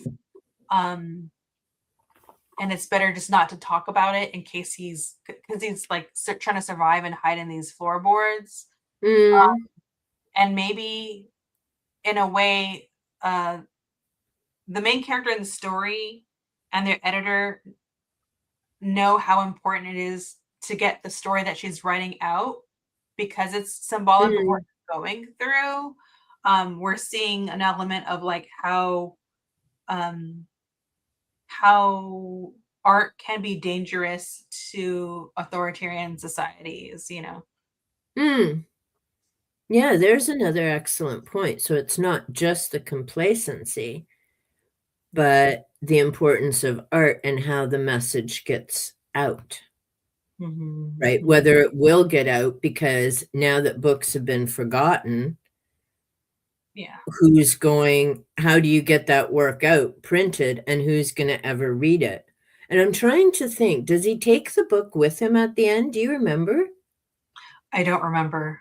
I Yeah, don't. because there were so many, like between the novel and the novel ending with her just fading off into whatever she Mhm, turned into in that room full of typewriters, and the new one is going to take over her place. So, and mhm, that's kind of creepy too, because how long has dude been doing this? Because there's all kinds of old typewriters there. mhm, And in the novel, those machines were once people. mhm, mhm, mhm. And Yeah. it's like, is the dude a vampire? Because there's a lot of machines there, right? Like Yeah. it's not just 5 or 10. And I can't remember the timeline of how long he kept her there before she finally just fades away. And then out of the story, she also fades away. And then Yeah. there was her dog, which I'm thinking, come on, doggy, you got to be smarter. How can you think you're not still there? And that's why I really wonder of what was it controlling these people? And it wasn't just the people because her dog was the same. Yeah, I was being affected. Um, So I it also almost has to be airborne because they wouldn't all eat and ingest the same thing. Or is it like radio waves or something? it could be if the birds are because of the birds and how they disappear. I was also thinking because, like you said, both characters, the one in the story and the story within the story, are disappearing. Mm-hmm. So I wonder for the story within the story, is the author really both authors, the real author and the not Yeah. the fictional author, are they both tapping into all the ways that systems chip away at our humanity and then make us the machine? Hmm. It could be that too, as far as like the story within the story. Yeah, because I mean, she's the type, or well, her voice becomes that typewriter like word processor. Because at first I was thinking old school typewriter, but then she's carrying it in her lap, so it's more like a little word processor keyboard type Yeah, of thing that she's carrying. yeah. And then her voice, that's where her voice goes, which to me was also a what now? Like, how do you think you like what do you mean you can't speak Yeah. anymore? That doesn't compute. And Mhm, that I think sometimes that's why fiction I find difficult. Well, mm. depending on the type of fiction. King is kind of brainless. You can figure out most of his stuff. No offense to King, but it's not layered, right? Yeah, It's a horror story to be enjoyed, read, next. yeah. Memory Police, I don't think is that kind of a story. I think it's to be read, pondered, maybe revisited, but you take away a lot from it. And because, like you say, it talks about the connections, whether it's animal, nature, people, sus- how society works, buildings, memories, all of that kind of stuff. Then we've got the story in the story where you're right. Becomes that machine. And so, is there a message there about when we let our memories go, when we don't ask for help. Because there was someone at the door as well now, if I remember, and she didn't say anything. She didn't make a sound when someone tried to open the door when that other woman came upstairs first. Mm-hmm. Because he doesn't bring her right away. It's almost like you're going to be replaced. Mm. But she doesn't speak. She doesn't, grab a machine and throw it at the door or anything to let this other woman know, hey, you're in danger. Yeah. Yeah. So again, that silence and just giving into, well, this is the way it is. So, here we are. Or like Margaret said earlier, people now going, well, is it really that bad? Yeah. I'm like, well, you're living on the street. You have no food. You have no health care. I don't know. What do you think? Do you think maybe life could be better somewhere? Yeah. Or Just putting it out there. Everything you just said really parallels the story in itself when people have limbs but are not aware of it, like their limbs are like phantom limbs, and Yeah. instead of being concerned with that, they just adjust to the new normal instead of pushing against it. Yeah, which is very interesting. Yeah, and I think so I mean, and that reminds me of Wells. When he wrote some of his stories, and I love his work. I mean, War of the Worlds, absolutely. Island of Dr. Moreau, but it's an important read because it's about animal research. How far is too far? Don't want to spoil it, but it does have a satisfying ending. I'm just going to say that. But I mean, even War of the Worlds with Wells wasn't about an alien invasion. It's about how humans treat other humans, which I hadn't really thought of until I was doing some research on Wells himself to do a video a few years ago. And it said, basically, Wells's whole idea of writing War of the Worlds was about, and again, this is where sometimes some of these amazing works, the messages get lost. Because to me, it was about an alien invasion and, we're not paying attention. Yeah. But according to this individual that I was reading and wasn't putting their interpretation on Wells's work, it was about how humans look at animals and each other on this planet, like looking under something under a microscope, and don't see the value in animals and other humans. That was his whole point about War of the Worlds, is people, we're connected. You can't keep treating animals like they don't matter. They're an important part of the world. Other people are an important part of the world. And it's interesting because while I was looking into this stuff with Wells and how he just, humanity's toast, like people are screwed, 2 world wars, what the hell. Then you have Claude M. Bristol, who wrote The Magic of Believing, which I'm thinking is probably one of the first self-help books. It was written back in his brochure was written in the 1930s, so during the Great Depression. Talk about having challenges and writing an uplifting, you got this, let's get going and rebuild. And then the book was written in 1948, which is more, you got this, and, keep your eye on the big prize. And yeah, you may have to, do some hard work and you're going to have some detours. Doesn't mean you're not going to reach your goal. It means you got to do what you got to do to put food on the table and keep a roof over your head. Like, you can't just, and this is what gets me with a lot of these law of attraction, new age 21st century folks, is no, I'm sorry, peeps, you cannot sit on the couch and just wish yourself to a new job and a big bank account. Yeah. That's not how it happens.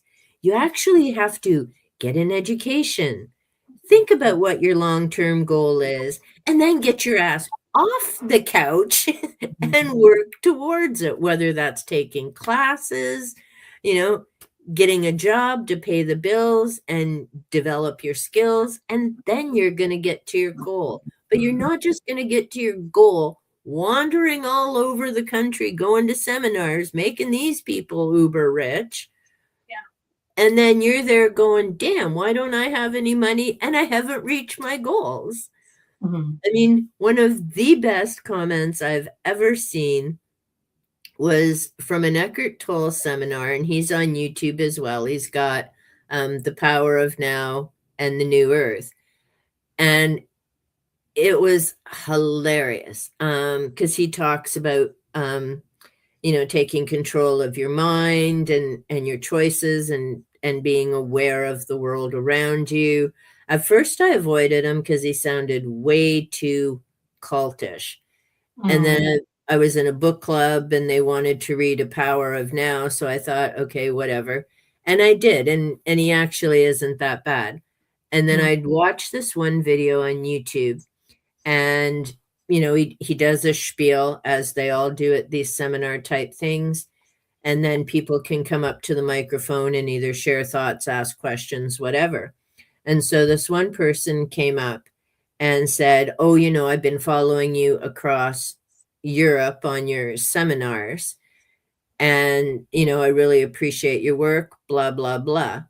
So they were thinking, they're right on track. They've been going across a couple countries with Eckhart and going to every seminar they could.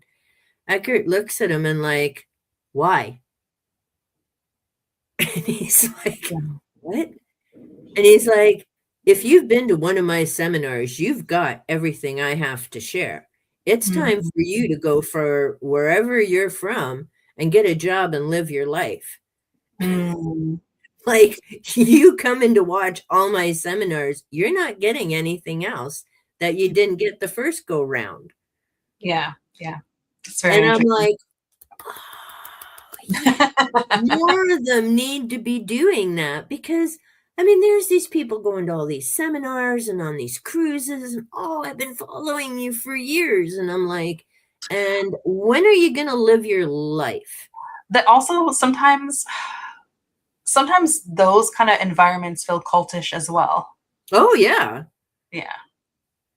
They do. And I mean, and I would never take away from people. I mean, if that's what floats your boat and gets you in your happy place and get you moving forward, that's great.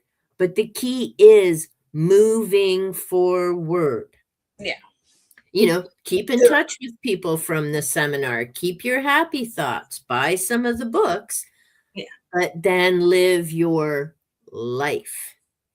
Yeah. Constantly putting it's like Chicken Soup of the Soul was amazing when it first came out. It was fresh, it was new, it was unique. Now there's a chicken soul for everything except I think the day you have Except for chicken. Except for chicken. Yeah, exactly.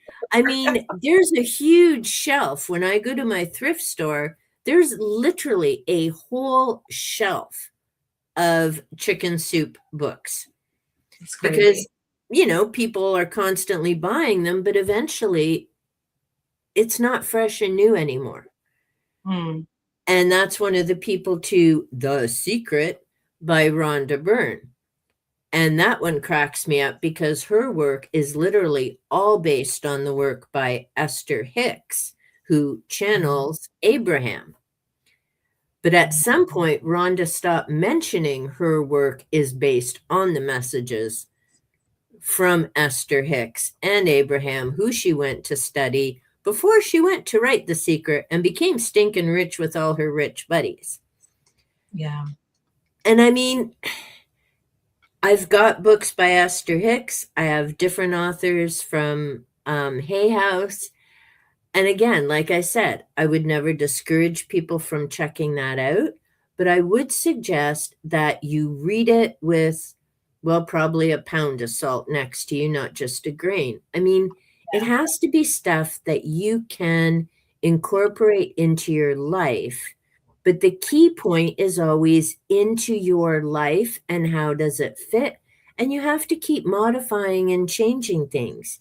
Constantly sending these people money and buying every book, every card deck, going to every seminar is not going to make your life better. It's going to make theirs a hell of a lot better because they're all stinking rich, Yeah. but it's not necessarily going to make yours better. Like you have to use common sense, which is rare sense. It hasn't been common in decades. Well, you know, just like when reading anything or taking an advice or ingesting information, there's just like such a level of discernment that needs to come along with it, which you're really speaking to, or like just like the critical Yep, thinking skills of just not believing everything that you read, but kind of like taking it in, maybe dismantling it and sifting through what the truth is of it, you know. And exactly. it's not really about Exactly. And I think because like right now I'm doing the listening path, which is Julia Cameron, and it's about literally honing into the sounds in our environment. How well do we listen to other people? Do we listen to our loved ones who have passed on? And she's got some good exercises and things. But again, like you pick and choose and do what's going to make sense for you. Mhm. Um, then there's, parables, which I love parables. It's why I like the Celestine Prophecy. It's why I like The Alchemist, Van. He hates it. But those I like those types of books because like Memory Police, they're food for thought. You Yeah. read it. Paulo's work is like an afternoon read usually. They're thankfully not chunky monkeys. They're a character, whether it's Paulo or a different character he's written, and there's a message to it. But then, like, you think about it, and again, does this make sense for me? Does this teach me about myself? Are there things that I can tweak and improve because of this message? And to me, it's always about improving ourselves. Like, no Yeah. one has ever reached perfection, and you wouldn't want to because then how boring would life be? So Yeah. you're always assessing and picking and choosing what to work on, what's the priority. But like even with the listening path, and I stress, and I'm going to in the next several videos, is if you don't stick with it now and you find you have to put it aside, that's not a failure. That's a something else took priority that you needed to do. Yeah. So it's not about guilt. When you're doing this type of stuff, it should be fun. It should be your creative side coming out to play, whether it's how you decide to do your journaling or different artwork you decide to do while you're doing it. Mhm. It should be uplifting, a fun time, not a ugh. I said I was going to do this for 6 weeks, so I'll slog through it. That totally defeats the whole purpose of trying something like this. And so to me, it's okay, you tried it, you didn't finish it. So what? There are umpteen other books you could try, programs you could try, YouTube videos you could watch. Why do people always, well, okay, I get why. I mean, I was raised Roman Catholic, guilt is a way of life, but that needs to change and stop. It shouldn't be seen as a failure or you couldn't stick with it. To me, it just means you couldn't stick with it because it wasn't obviously working for you, or you would have been able to find the time. But obviously, there was something of more importance you had to do. So Yeah. what? Don't beat yourself up over it. Like divinity knows there's hordes of people who'd be more than happy to make you feel like a piece of crap and guilt you over things. And I just no, no. Yeah. I I hear know. you. Such is life.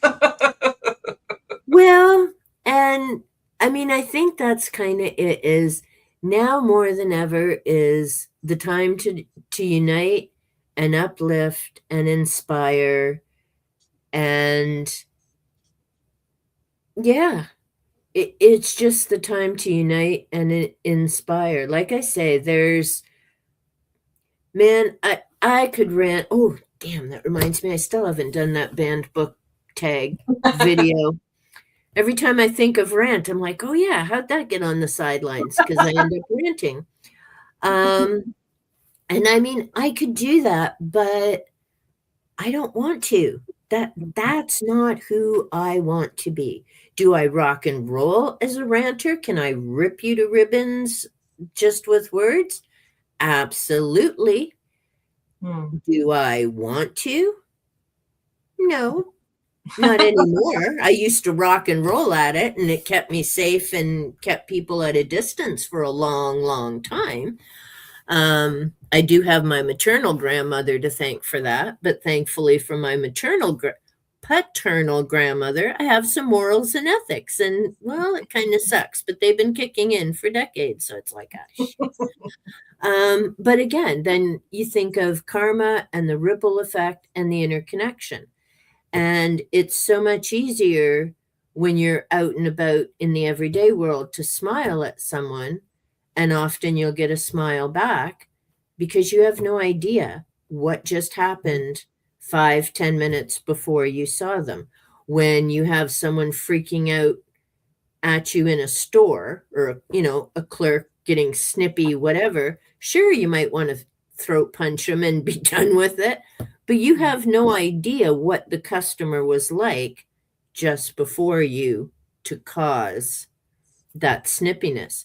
And don't get me wrong, I'm not Little Miss Perfect when I'm out and about shopping and ever Little Miss Sunshine all the time. I got my days where, oh yeah, I'd rather smack you in the head than talk to you. But,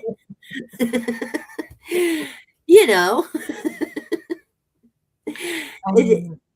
it's easy to say the stuff, but I mean, none of us are perfect. We all have days where we go off the deep end or we go off on a tirade, or I'll use an example because I've shared before that I'm an alcoholic, been sober for a long, long time. But I mean, even with that, right? If you go on a bender and you have a relapse, you have two choices. You can either call it quits and go, oh, well, I gave it a try, and just drink yourself into the grave, which I've seen many of my friends do. Or you can be smart and know relapse is a part of recovery. You assess why was it you went off, fell off the wagon big time, and then pick yourself up and you start again. Yeah. And you move forward with your life. So it's not, oh my God, I had a relapse. Blah, blah, blah. No. Plenty of other people will make you feel like shit and guilty about that relapse. You don't need to do it to yourself. Yeah. But it's not a failure. We're all human. We all make mistakes. And I mean, and Bob and I have been talking quite a bit over, between COVID. Well, we always talk, mostly. He's a quiet kind of guy. I talk, he listens. Yeah. But we've been chit-chatting. And I said, for everything that has gone on in terms of my business didn't work out and the chronic pain and this and that and everything else, do you know what I haven't done? I haven't crawled back into a bottle. Mm-hmm. You know, it would be really easy crawling back into a bottle. But again, it's been over 30 some odd years. Damn, I'm due for a good bender. You're funny. It's like, holy, it's been over 30 some odd years since I've been like, and no, trust me, sober, I have no filters. Drunk, it is really not good for anybody.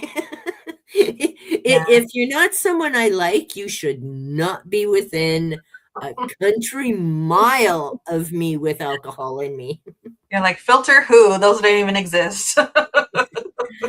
It's like, way back when in college I was drinking and it was bad enough. But yeah, if my beer was empty, I'd be like, hey! The waitresses were always at our table because you don't want some little goofball screaming her head off and you can't hear the band. It's empty. I'm tipping you. Get over here. And I mean, if I didn't like you, well, I'd be more than happy to tell you why. In case you didn't know when I was sober and had already told you. It was like me with alcohol is not good. Well, copious quantities of alcohol Yeah. is not good. We'll put it that way. And I never had the joy of blackouts or forgetting what I said. It's not that it stopped me from getting inebriated the next weekend, but I knew what I said. I knew what I said. Oh my God.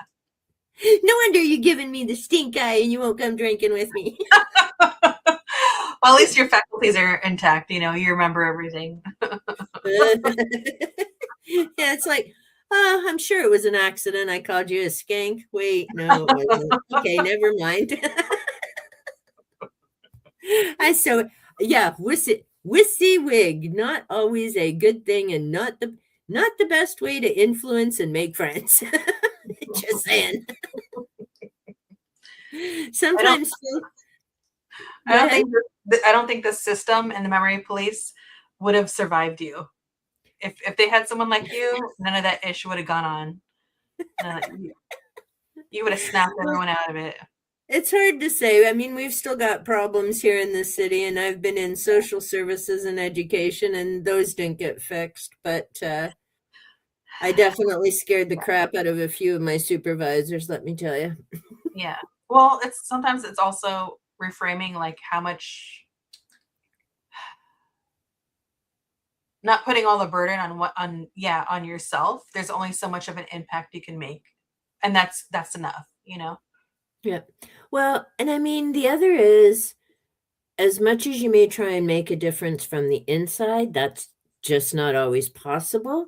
Mhm. And you also have to be very mindful and careful of what you say and how you say it and who you say it to. I mean, me being a goofball in a bar is very different than me sitting in a staff meeting Mhm. where you have board of directors and people. Like, Mhm. you certainly couldn't speak the same way. Now, it didn't mean that I would pussyfoot around things and say, no, I don't agree with that, and here's why. Mhm. But there I would have facts backed up with information. Yeah. Versus outside of work, I'd just be babbling. Because you're speaking to different people for different reasons. And I think that's the biggest challenge right now in this time is, I mean, to me, like I say, this massive situation across the border isn't politics. It's the politicians who are interacting with the individual, and it's the politicians who are deciding what's going to happen in terms of economics and jobs and this and that. The problem is that pumpkinhead, whoever, is not doing politics. None of it is about politics. This is all Jim Jones, but Yeah. playing out on the world stage across social media. Unlike Jones People's Temple, that was all hidden. Mm. This is playing out, but to me, it is not about politics. And that's why it keeps continuing, because people are trying to address it from a political position, but it isn't politics that he's doing. And when he does someday, as we all will, breathe his last, it's going to be a mess. I mean, it's just generational impact. It's bad. It's bad. International impact, which is already happening. Yep. I mean, the world's never going to be the same. And I agree with Carney. I mean, this isn't this isn't a little rupture, and we're never going back to the way it used to be. Yeah. And I'm not sure that's a bad thing. I Mm. mean, Canada really needed to pull its head out of its ass and start doing business with across provinces. And I think Europe needs to get smarter. And I think the States need to get smarter. I mean, to Way me, big time smarter. but you've got 300 million people there to feed. How in crikey can a food plant be closing down? Why are farmers plowing vegetable crops and grain crops in? Because they have nowhere to sell it. There's 300 million people. Yeah. Like this whole politics, economics is moronic. Feed your own at home first. Sell your surplus. Well, there's so many. It's like a chain reaction of in my opinion, the origins of the states even existing, which has always relied on exploitation and low wages, and that's the bedrock of the United States. This is your land, prove it that it's yours. If not, get off. But also the people that are here, we don't want to pay you what you deserve. So we're going to hire people that we've kicked out and said that this isn't their land anymore and call them illegal, give them a pass to work here for the day, because we could exploit them and pay them 30 cents for the day or whatever, which then gets upset that the citizens upset because you're stealing our jobs. That's not, no job is being stolen. Yeah, exactly. The employers and the government that's been put in place that are saying, we don't want to pay you right. And the cycle continues. And it's been like that since its origins, and it's going on now. And I think that's also the impact of what's going on at the plants, whether it's meat, whether it's plants, whether it's cars. Yeah. And because the car industry really got really messed up, right? And then when they try to start something again, they're not paying them what they used to get paid. They're paying them something that doesn't make sense because people cannot survive off of what they're paying them now. And so that it's just a complete erosion. But to me, it's all the same practices that have always been in place. Well, it's like all the prices going up of things when this whole tariff thing started. Yeah. And I'm like, that's asinine. You are not going to tell me that companies like Walmart and Amazon and all the rest were not making a profit before all those tariffs. They're not selling anything at a loss to begin with. When you can go to a store that has, and I don't mean the thrift store, that's a bit different because all their stuff is free anyways. They don't pay for stock at like Goodwill and other organizations like that. But as far as like Walmart and Amazon and all those other big companies, we used to have Zellers and whatnot up here. Old Navy, perfect example. When I used to do clothing shopping a few years ago, it's been ages since I think that hoodie that I just had from Indigo is the first thing I bought in eons. But when I used to, go buy clothes because I was out and about working in that, and Old Navy would have 50 to 75% off sales. Now, seriously, 50 to 75% off. And even then, they're not selling at a loss. So why in the haystack? See? Good. Haystack.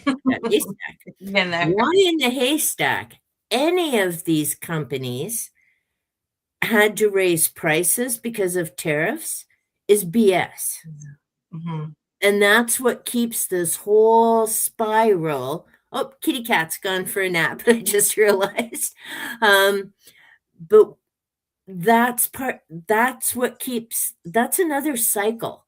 Whether you want to talk welfare, poverty, or whatever, those corporations and the politicians are just a whole different cycle, but we can't counsel those away. That's like a way bigger stage that needs some other way to be dealt with.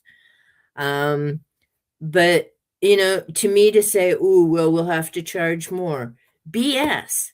You just need to take a little hit in your sock bag for a little bit so that people can still afford to buy things. Because, dumbass, if you don't have customers, it doesn't matter what you do with your prices. Yeah. Where do we start? I don't know. One day at a time in our own little homes, finding our happy place and our happy books and our happy reads is because that's all we can do, right? Is just look out for each other, support each other, be there, let each other know that, there are people who care. You're not alone. The whole world doesn't hate all 300 million of you. Maybe 70 million, but it depends. A few people have wised up in the meantime. So, but that's all we can do, right? Is you've got to keep connecting, whether it's in your own community, whether it's on YouTube or other social platforms. You keep finding the people who can help uplift, inspire, motivate, genuinely care about you. And one day at a time, because that's all we can get through right now. Like, you still need to have long-term goals and plans, of course. And you have to tweak and modify those because the world isn't going back to where we were pre-2020 ever. Yeah. Right? Maybe that's the big lesson, even though it's not so in the forefront of the book, but maybe we could see all the ways that community didn't really connect in the Memory Police. Yeah. And kind of look at that as kind of like that's the lighthouse in a way, is community, and that connection is also very much just as part of resistance as all the other versions of resistance that we explore. Exactly, because from what I do remember of the story, and granted it's been several months since we've read it, but from what I do remember, it wasn't just her that had this little tiny, like, it didn't sound like she was missing out on being part of any big group events going on either. Like, those just weren't happening. And this is what really worries me in the here and now, are all these groups that are self-segregating. That's very worrisome. Because it was bad enough when that nonsense was enforced and it wasn't a choice. But what worries me is when groups are saying, well, the one thing, and it was years ago now, a young man did a video and it went like to 4 million views, and it was him talking about racism against white people, and it's becoming more and more common and more acceptable. And he had a bunch of different, I think they were all TikTokers, but I'm not sure, but he'd taken clips from different things they said. And it was a good video to watch. And I also, along with watching his, watched a few of the reactions to his video, which I really enjoyed, because there were a couple channels and they were like, what the hell? Like, what are these people talking about? And the one, I was really shocked because one of the clips in the first video is this person bibbling away. It looks like a community bathroom in the background. So I don't know if family didn't agree with her or what, but she's bibbling on about how dare these people not give all the Black people their rights, and they were slaves and all they want is their freedom, and what are you doing, and blah, blah, blah. And then this group that I watched, I think there's 5 of them usually, but it varies depending on the video of who's there when they record. They talk about a lot of different things, but they were reacting to the people in this video, and they're like, what the hell is she doing talking on our behalf anyhow? Because the woman freaking out is, I think, Asian American. She's definitely Asian, let's put it that way. And they're like, what are you talking about? This isn't even your issue. And that was the same with another gentleman I had seen who was also Black responding to this, so that they had nothing good to say about her. And then a couple of them, when they were also watching this, they paused the video and they're looking at each other and they're like, hey, anybody in your family been a slave? No. How about you? No. What the hell's she talking about? I don't know. And I'm like, out of out of the mouths of folks who would understand, right? Mm. And but the first one blew my mind that she couldn't even Mm. hear the nonsense in her voice. So it was a black woman, and Mm. she was talking about, getting together with your friends, and she just wanted to make it clear, if you happen to have a friend who's white, don't just bring them along and think that all of you want to put up with their white shenanigans and nonsense. You ask the rest of them first, and then maybe if they say yes, you can bring your friend. Mm. Mm. Are you tone deaf? Like, how do you not? I don't need permission from my friends to decide who I'm inviting along, Mm. regardless of color. Mm. You do not decide who I hang out with. And the fact that you have the audacity to think that I or anyone would need your permission based on their skin color. I don't think it's necessarily just that. I think sometimes people, I mean, I'm hearing this kind of like secondhand. Sometimes people just have their defenses up because they've had to create safe spaces for themselves for so long. And she's only speaking of her experience. I understand like Mm, about like feeling offended by permissions. I just feel like she's someone that may have had to protect her peace and has probably had potentially traumatic experiences themselves. it's And possible. I don't want to like begrudge someone feeling like I just not only do I need to protect myself, but I need to protect the people around me. Which and it sucks. It sucks that it exists in the first place. But Hmm. there's generational issues. We still have, like you said, we still have slavery going on at this very moment, Yep. and racism still is rampant, and we see who gets treated like their life matters and who doesn't.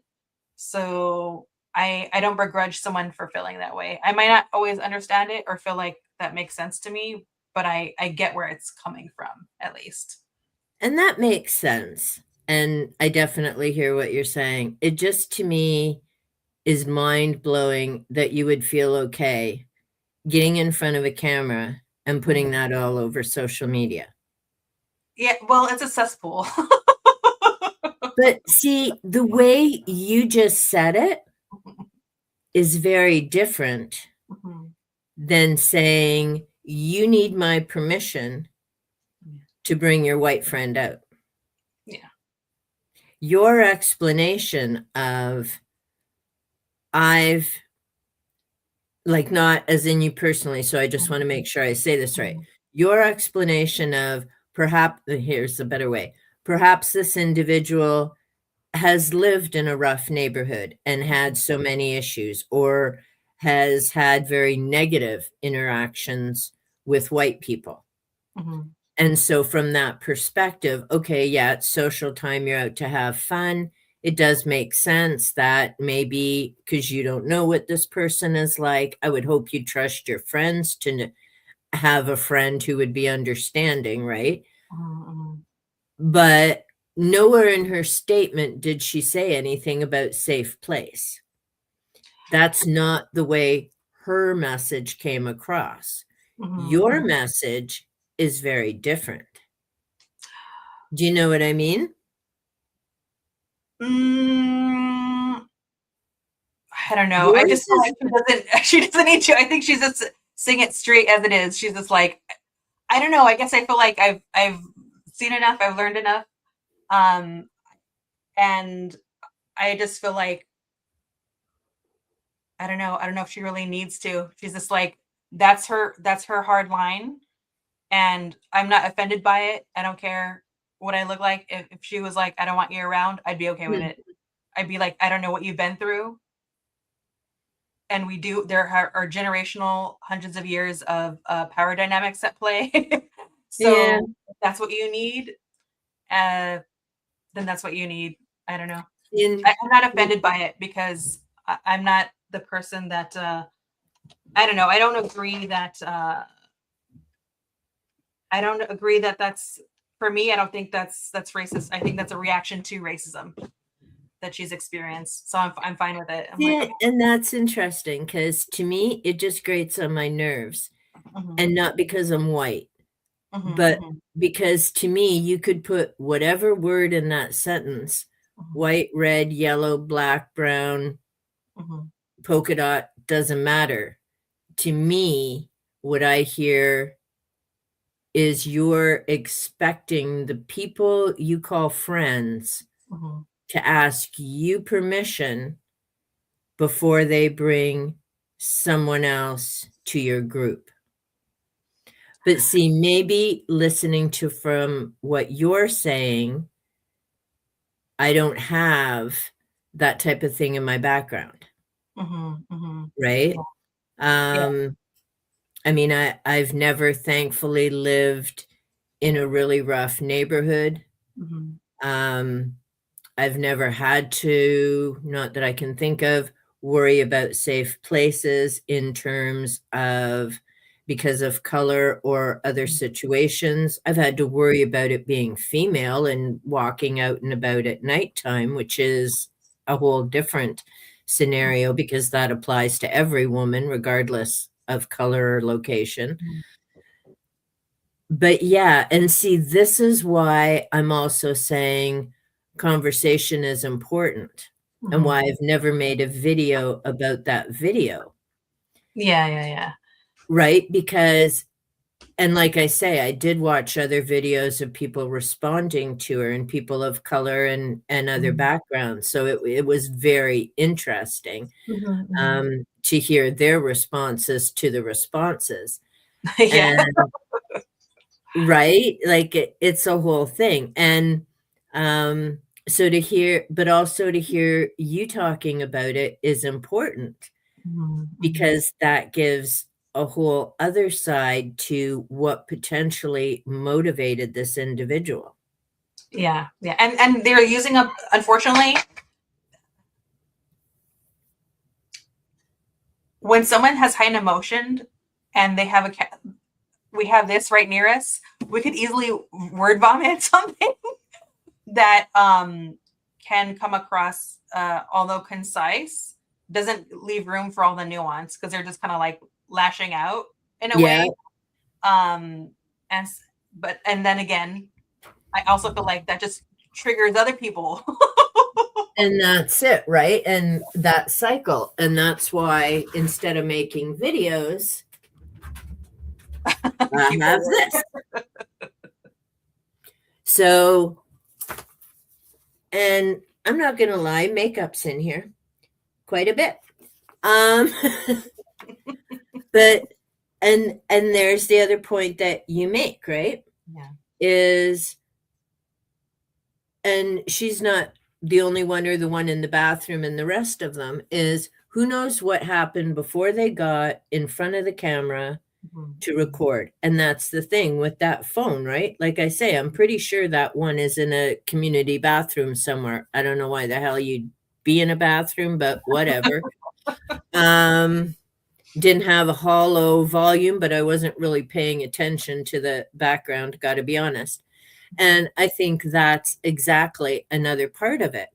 Mhm. And, maybe something happened, someone said something, maybe this, for that first individuals, the group had gone out and something went really bad, and then let's make a TikTok video. Yeah. There was another individual who was, and I almost hate to say it because I never know what term it is appropriate. And even that depends on who you're talking to. But I'm going to go with Native American. Mhm. And this gentleman was speaking, and he said, someone had come and asked him to, because they wanted to try and understand and learn about things. And his response to them was, yeah, you can help. Don't have kids. Wow. Okay. And that's gonna help how? But again, who knows what that individual had been through, Yeah. but that's not reconciliation. That's not gonna build bridges. And again, there it is out for the whole world to see. I mean, I can't imagine being Pumpkinhead or whatever he is. And I mean, I've said, done umpteen stupid things throughout my life and things I wish I hadn't said or hadn't done. I'm lucky most of it isn't on video because woohoo, no social media when I was growing up. But you know, I'm thinking, holy crap. Again, we go back to how do you sleep at night? Like, how? How can you not fathom the implication of what you're saying, what you're doing? And that, like the memory police, right? That lack of community, that lack of asking for help. Like she could have picked up one of those word processor keyboards, whatever it was, and tapped the window. But no. But no. And with so much going on in the world, again, it comes back to that, right? The only way, well, and I don't think it helps that after COVID, I think there are a lot of people who are still alive. I just don't think they came through with their brains intact. And not all of them realize they're crispy, crunchy, burnt out. Yeah. Yeah.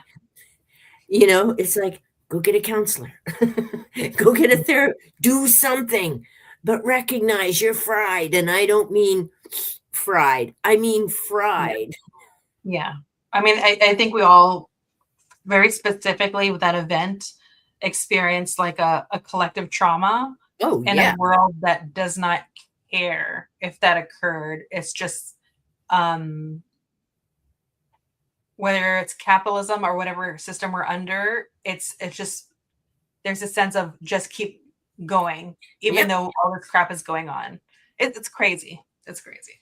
Yeah. I agree. But, at least we have people who we can have good conversations with, not pretend, dream, imagine, work towards a better world. I mean, eventually it has to change. It always does. It never stays stagnant. Humanity has had some really amazing moments. They've had some really stinky moments. And that's life.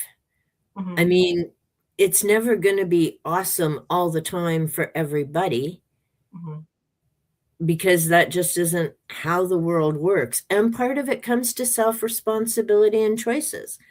And certainly when you have choices and abilities to be somewhere else, then it's, why are you still living in the same shithole? Yeah. Yeah. And sometimes people are happy there. It's like the pity pot. And I would say to people, you got to make a choice. You can either sit there and have that ring around the ass, or you can blow your ass off the toilet and, let's get going. And I need to say that to myself too with the chronic pain, because some days you're like, I don't want it, I'm depressed. And like, you can only do that for so many days before you drive yourself wonky, and it's, you just got to do the best you can do, and not at the expense of your own self-esteem or heaping guilt and all that other crap on yourself. You've had a bad day. So what? Everybody's had a bad day. If you're going to have a bad day, you may as well make it epic, make the most of it, throw your tantrum, have your cry, do whatever you got to do. And then the next day, it's a new day. What are you going to do? Yeah. Yeah. Oh, with that said, Elaine, I got to make some breakfast and feed my child. I got to go get some lunch. But hey, we covered a ton of ground, I got to say. And we even did manage to talk about what we were the novel with the novel, and still don't know how that all happened. But you know what? It was a good conversation, and I'm glad we did revisit it. Yeah, thank you so much, Elaine. I'm glad we talked about this specifically because it really, I think it deepened my understanding, even Mm. if though I still feel like we're still scratching at the layers of what the author was trying to say. It was a deep book. Thank you so much to everybody who hung in there, popped back in, came and went. It's all good. Thank you to Team Rewatch. Big thanks to Leslie for joining me on the Saturday and contemplating life, the cosmos, and how we're going to fix the universe. And if you're somewhere where that huge storm is hitting in the US, please be safe, be careful. If you're shoveling, take it slow. You folks ain't used to it. Um, if you don't normally drive, don't start in the snow because that's all different than driving on a dry road. I know, did it for decades. Be safe, be well, and take good care. And we're going to do our wave and say bye Bye, bye. everyone.